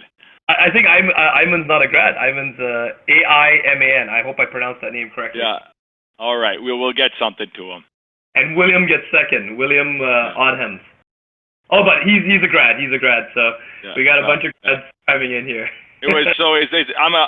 One thing I'm a big sucker is for movies and like the movie scenes, whether the love movies or the sports movies or the speeches in the football movies. And that one was Coach Boone when they're out on the field and they're in training camp and Blue is saying, "Hey, Coach, we need some water," and then that was Denzel Washington. It was a great scene. Great scene. Absolutely great moment. Epic moment. So, Desmond, what, just bringing back to light, what were you thinking when you saw all that stuff going on in the chat? At first, we always give people the benefit of the doubt.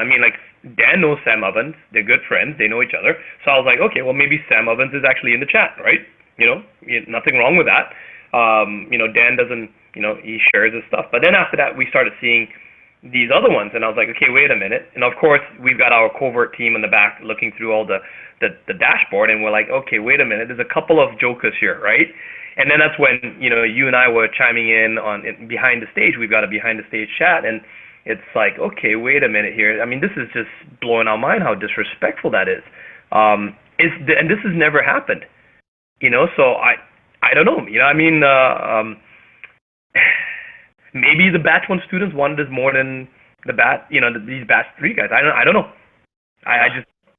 I couldn't believe it. I thought I saw it once and I saw it twice. And anyways, I don't want to bring too much light to it. I was just thinking, like, what is going on here, right? It's more to me it was more about the disrespect, not just towards Dan, but to everyone else who wants to be here.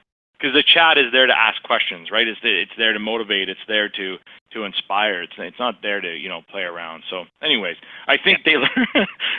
I think they learned their lesson there. I've never actually ever acted. I don't even remember ever reacting like that. But I was passion, especially week 1, right?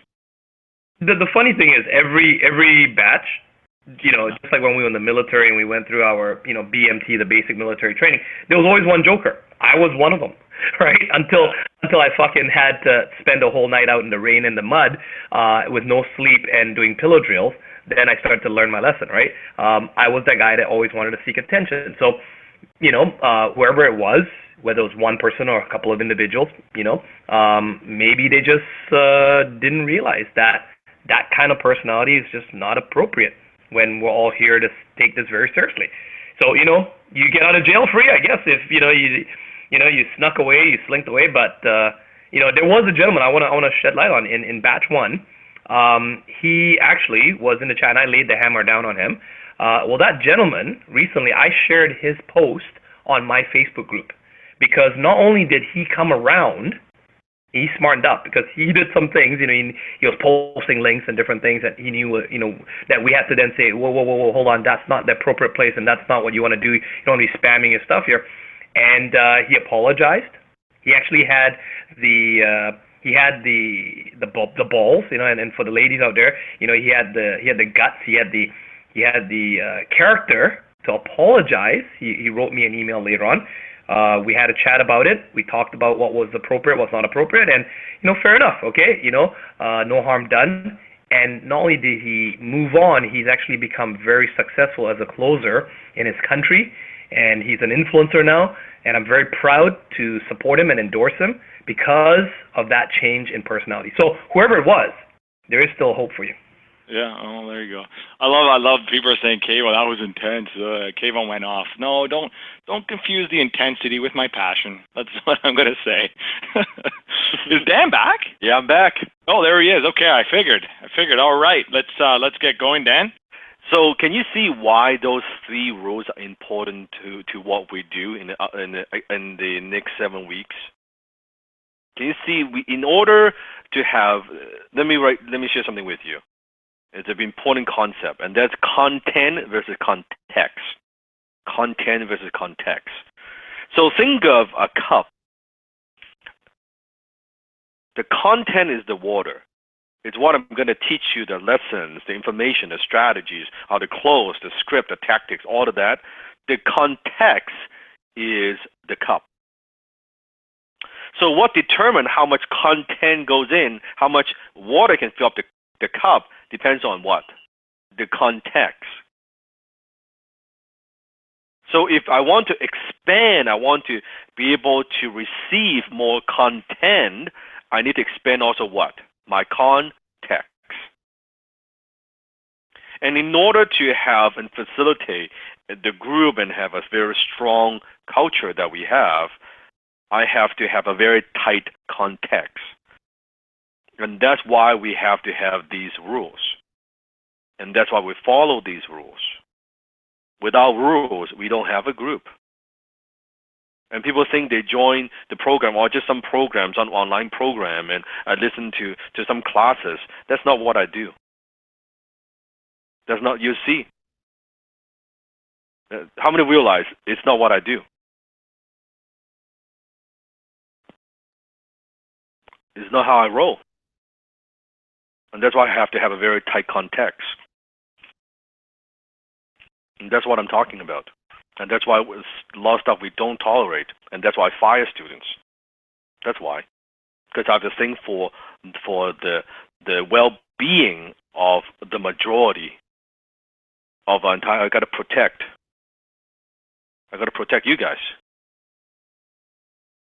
So to me, if there's a bad apple, is this and that, it means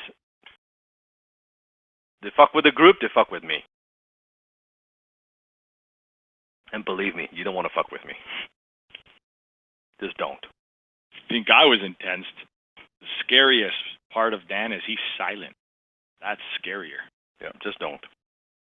I don't need to make noise and scream and yell. I just destroy you. It doesn't take me a lot to destroy you, quite frankly. But for people I love, people I protect, just don't fuck with my family. Just don't fuck with XTC's family. Just don't. Recently had a whole incident, right? Oh yeah. With an influencer. Yeah, you should know. With fucking HTC. Spartan.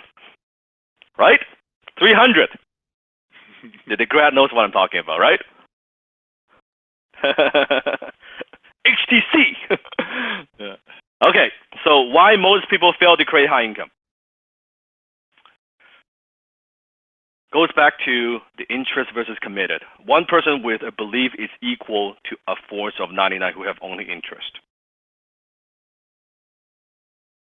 I want you to think back to the things that you have done in your life, the activities, or the skills, or maybe it's a sport. It's whatever it is. Think about the ones you've actually gotten good. They've accomplished something. Were you just interested or were you committed? Were you interested or were you committed? So think about it. And the things that you were kind of just interested, kind of like, kind of interested. What were the results? Bad. No impact. Lacking. So-so. Mediocre. Disaster. No result. So think about it. So in order to get results from this program, I want to point out 4 things that most people do that I don't want you to do, right? Someone's asking how much longer this would be. I think we'll wrap it up around maybe 30, 40 minutes or so, just to give you an idea. So, number 1. High-ticket sales killer number 1, and that is lack of commitment. It's lack of commitment. Lack of commitment.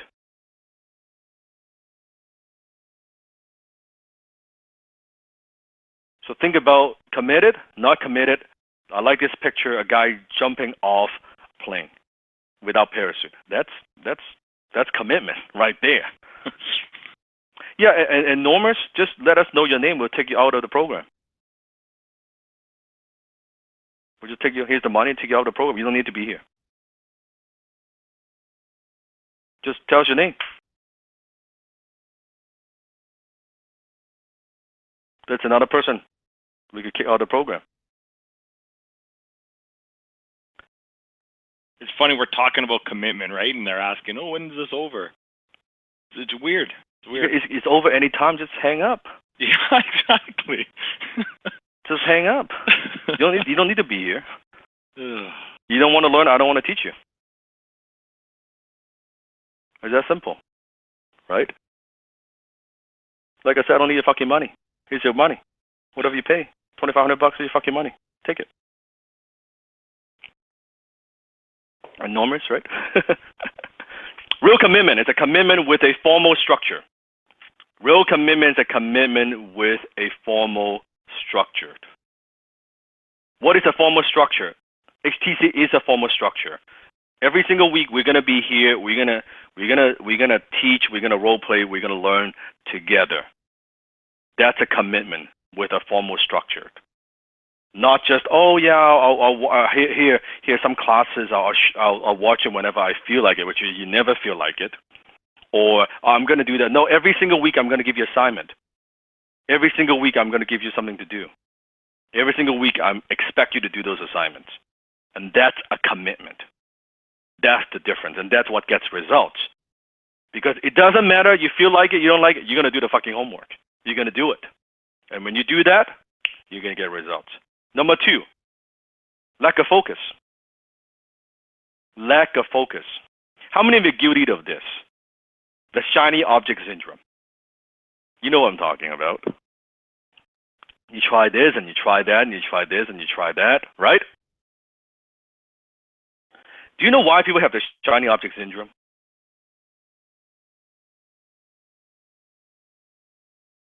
Why do people have the shiny object syndrome? Desperation, TV, easy way out, lack of confidence, lazy, psychology, yes, lack of focus, yeah, no commitment. Magic pill, I'll tell you why. And this is the truth. People have shiny object syndrome, meaning they're thinking of, okay, I have this vehicle, I have this way of a path to success. So I have this vehicle, that I'm gonna do this, but just in case that looks also pretty good, like kind of the grass is greener on the other side. Let me do that as well, and let me just maybe I could make money faster doing that. And then the third, and then but you know my friend is also making some money doing this. Maybe I could also do that. Just kind of get my hands in there. Maybe that would work too, right? And just in case, like if A, B, and C doesn't work, let me have a D. A vehicle D, just in case that if these 3 things fail, then I have a backup. How many of you are guilty of this? Truth.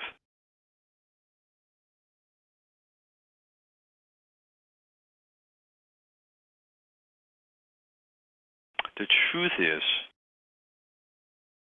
you don't believe. you have what it takes. You don't believe it's going to work. And when you don't believe it's going to work, guess what? It fucking doesn't work. That's the truth. That's the problem. That's the issue. And that's why you jump from one thing to another, and that's why you lack focus. The truth is, you don't lack focus. That's not the issue. That is not the issue. The issue is you're afraid to commit. You're afraid to go all in. That's why you don't want to focus.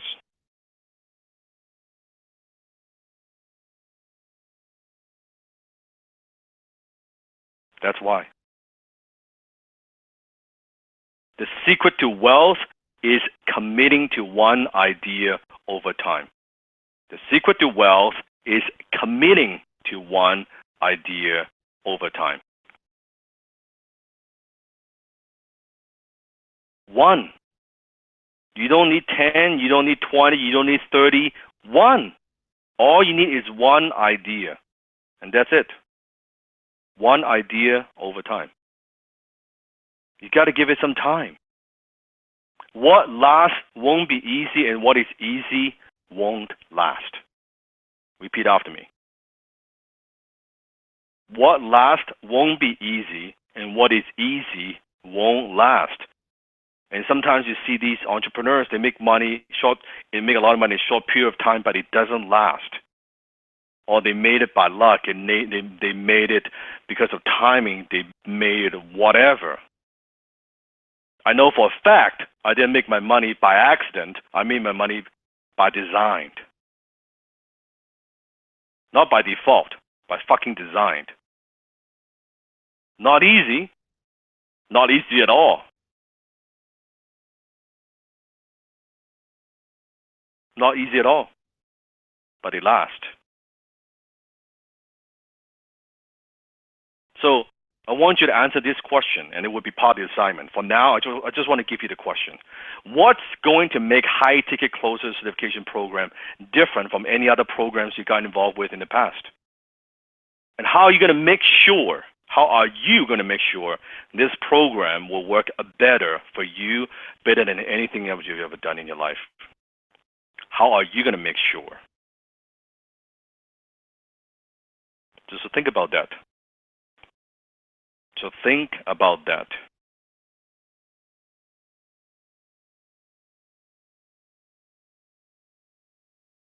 High-ticket sales killer number 3, lack of implementation. Lack of implementation. So it's a good idea, it's great, you're committed, it sounds good, but you just don't fucking take enough action. And I always believe this, and here's a very powerful question. How can you alter your environment to work to your advantage? So think about the environment that you're in. Maybe you're listening to this from home. The environment that you're in. How can you alter your environment to work to your advantage? Because your environment is always more powerful than your willpower. Your environment is always more powerful than your willpower. There's a weight loss coach, one time I was talking with him, and I was asking him how he was helping people. How do you help people from eating a lot of junk food? He said it's very simple. Just don't buy junk food and don't put them in your refrigerator. And I was like, wow, that's pretty powerful. Yeah, because your environment is more powerful than your willpower. You buy ice cream, you buy chocolate, you buy all those fatty food and junk food in your refrigerator. Guess what? At night, when you're hungry, you're going to eat that shit. You keep the refrigerator empty with fruit or with vegetables. Well, you know what? That's much more powerful than your willpower. So how can you alter your environment so it's facilitate and work to your advantage? Very, very powerful. And number 4, which is lack of guidance and support. So it goes back to an environment. What we've created at HTC is a very powerful environment for you through the Facebook group. And also the support, guidance support through my team, through me, through Kayvon, through Desmond, and also through the entire community. There's just guidance and support. So when you have questions, we have answers. We are here to answer your questions. We are here to support you. We're here to help you. So let me go through the assignment. So every single week, as I said, I'm going to give you a weekly assignment to do. And you guys, we do those assignments, and you are going to submit those assignments, and we are going to review it. And if you feel like it, you can also post on Facebook group if you want to share with the group. If you're not, you can also just send it to us. We're happy to just take a look at that. So step number 1, here's what I want you to do. I want you to create your vision board.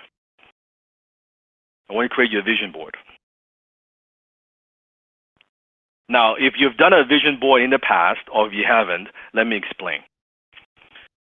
All you need is simply a poster, a large sheet of paper, or even your refrigerator. It doesn't really matter. What I want you to do, I want you to get images or magazine printed from like Pinterest or whatever.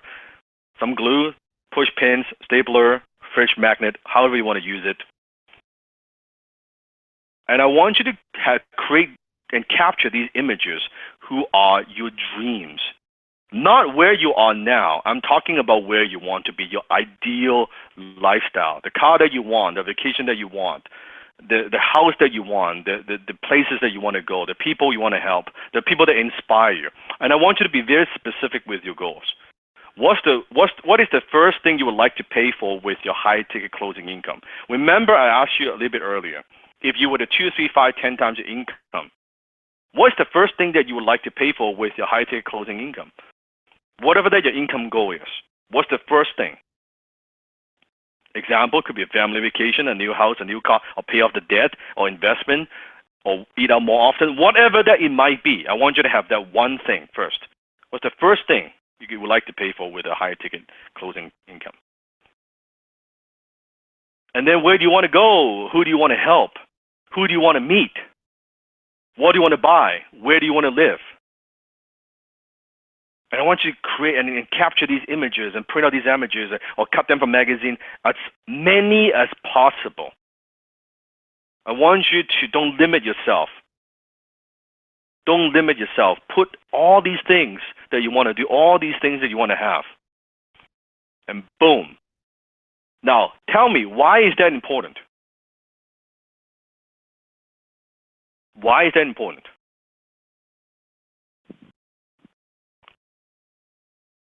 Mindset, focus, to look at them. Julie said yes. A constant reminder, very close. Keeps you motivated. Create a new reality, yes. Here's why it's important. Because when shit gets tough, when you feel the pain, when you're growing, when you're overwhelmed, when you're stressed out, when you're confused, you look at that fucking vision board and you know, and you say to yourself, this is what I'm working towards. This is what I want. Whatever it takes doesn't stop me. I'm gonna create this vision. I'm gonna live this vision. It motivates you when things get tough. But if you don't put it in front of you, it feels so far away. It feels like someday I would do that. How many of you know what I'm talking about? Someday I would go on that vacation. Someday I would buy that car. It feels so far away. Versus you look at it every fucking day. Every day you look at it. When you're doing closing on the phone, you look at it. When you're role playing, you look at it. When you're approaching influencers, you look at this. Remind yourself why you are doing what you do. Why you want to develop that high-ticket closing skill in the first place. Why? Look at the vision board. That's your fucking why. Step number 2, I want you to write a letter to yourself. I want you to write a letter to yourself. It's much more powerful if you do it with a pen and a piece of paper instead of just typing it. I want you to be very clear on the why. This is the written form. It's important to know your why you're doing it, because during the challenging times, this is your reminder. And also, it's good to know exactly why you want something and what your goal is. So the question what you would write is, what would you like your monthly high-ticket closing income to be in the next 12 months? I want you to be very precise. I don't want you to just say, oh, I want to make some more money. No. What would you like your monthly high-ticket closing income to be in the next 12 months? And how are you going to make sure that this program will work for you better than anything else you've ever done?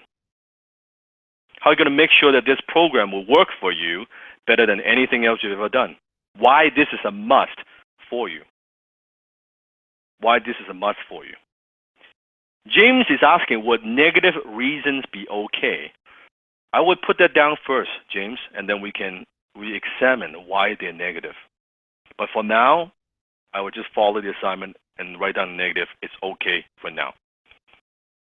For now. Because some reasons is better than no reasons.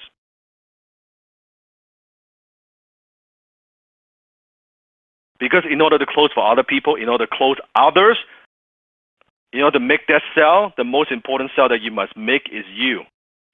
You can't close other people. You need to use the letter to close yourself. Why this is a must. Why you must succeed. You can close yourself. You can't even convince yourself to do something. You can't make that sell. How are you going to convince others? How are you going to ask someone for $5, $10, $15, $20,000? How? You can't even close you. That's why writing a letter is important. This is your reminder.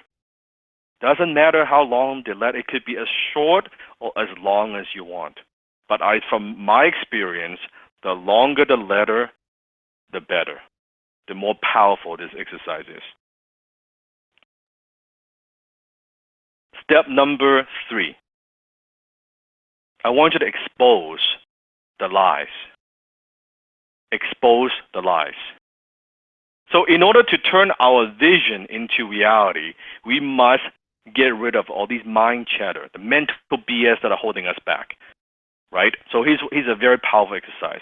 I want you to grab a pad of paper, it could be a notebook, it could be a journal, and a pencil, not a pen, and I want you to write down all the lies that you tell yourself. The more you put down, the better. Now here's a warning here, okay? The warning is you feel like crap as you do this, okay? As you write down all the lies, you will feel like crap when you do this. And what are some of the lies? Give you some example. Lie number 1, Matt, I'm stuck at making $12K per month. Good, right? So what's some of the other lies? I'm not good enough. Yes. I'm too short to be the leader. I need my job to survive, Jake. Yes. Money doesn't grow on trees. Yes. I'm not good with numbers. So those are some of the lies, right? Money is the root of all evil. Yes. I need to feel good. I should be at another stage in my life. So I want you to write down all these lies. And I want you to write down in a pencil. Again, not a pen, but a pencil. Then what I want you to do is you write down the lie in pencil. Pay attention to this. Very important. You write down the lies with a pencil. And then I want you to skip 4 lines. And then I want you to write down another lie. And you will skip 4 lines. You will write down another line. And then skip 4 lines, another lie. And again, the more the better. I've seen HTC members, they have wrote like 10, 15 pages. I think someone had 80 pages last batch, Dan. Yeah, it's crazy. It is crazy. Okay? Then, once you write down all the lies, you think about yourself, financial lies, spiritual lies. It could be, you know what, if I'm spiritual, I cannot be wealthy. Health lies, relationship lies. Oh, if I work very hard, I won't be able to spend time with my wife, my husband, my kids. Write down every single lie and your perception with the truth. Then what I want you to do, I want you to take a red pen, very particular, use a red pen, and I want you to go, so you have all the lies, you have the 4 lines, right? I want you to write down now the truth. Phrase positively in the 4 blank lies below each lie, right? The 4 lines, I'll write down the truth. So, here's an example. Let's say one of the lies is, money is the root of all evil. Let's say you write down that line. In the red pen, what could it be? What could be the truth? Doesn't have to be a truth that you believe in now, but it could be a temporary truth.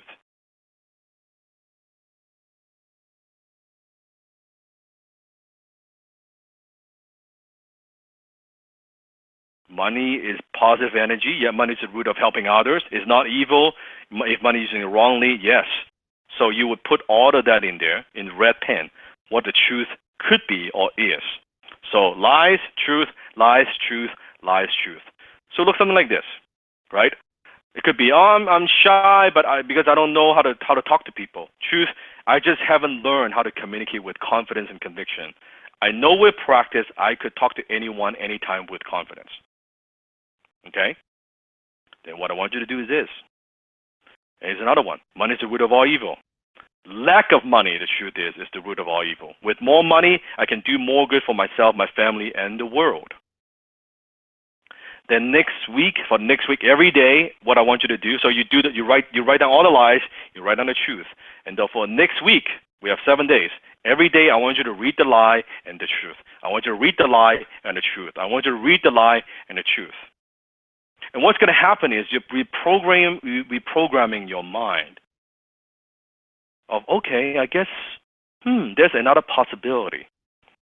There's another perspective. Right? This is the red pill. I can see things from a different perspective. Then on 7th day, before class 2, what I want you to do is I want you to erase and cross out all the lies.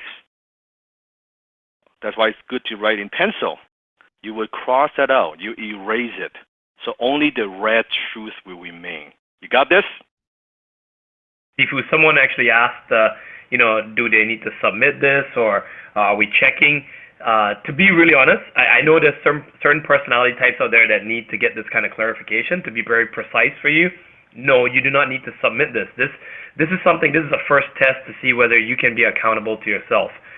If you want to get the most out of this, this is the implementation we're talking about. That's correct. And if you want to submit it, you're okay. You feel free to do that too.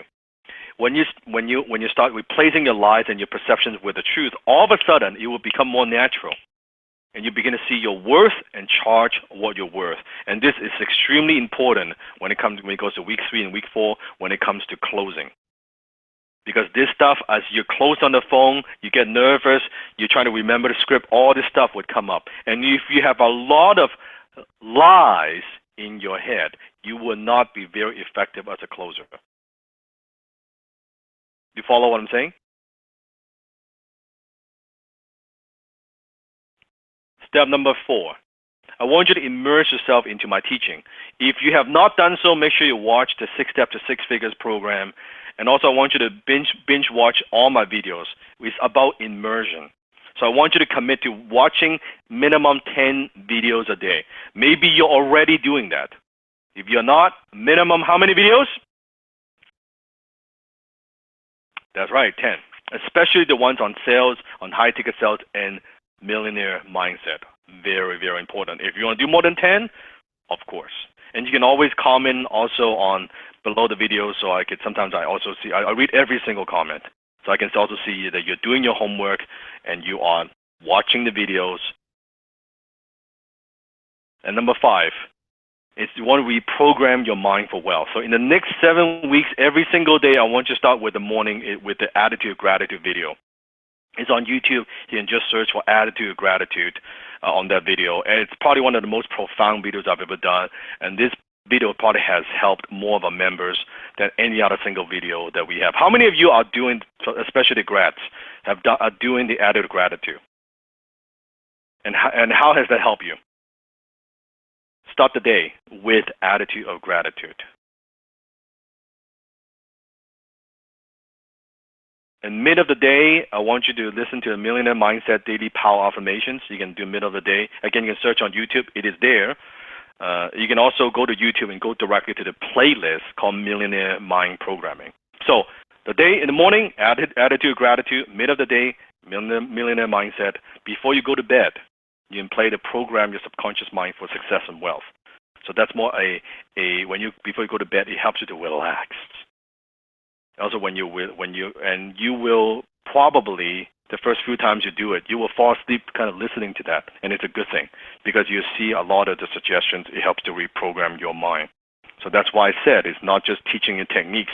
I'm trying to build a very strong foundation for you so we can build on that. These habits, these assignments, these exercises are designed to shift your limiting belief, are designed to help you to evolve, to transform yourself and start becoming the high-ticket closer. It is extremely critical that you do it. So how many of you are committed doing your homework? Yes? I am. Good.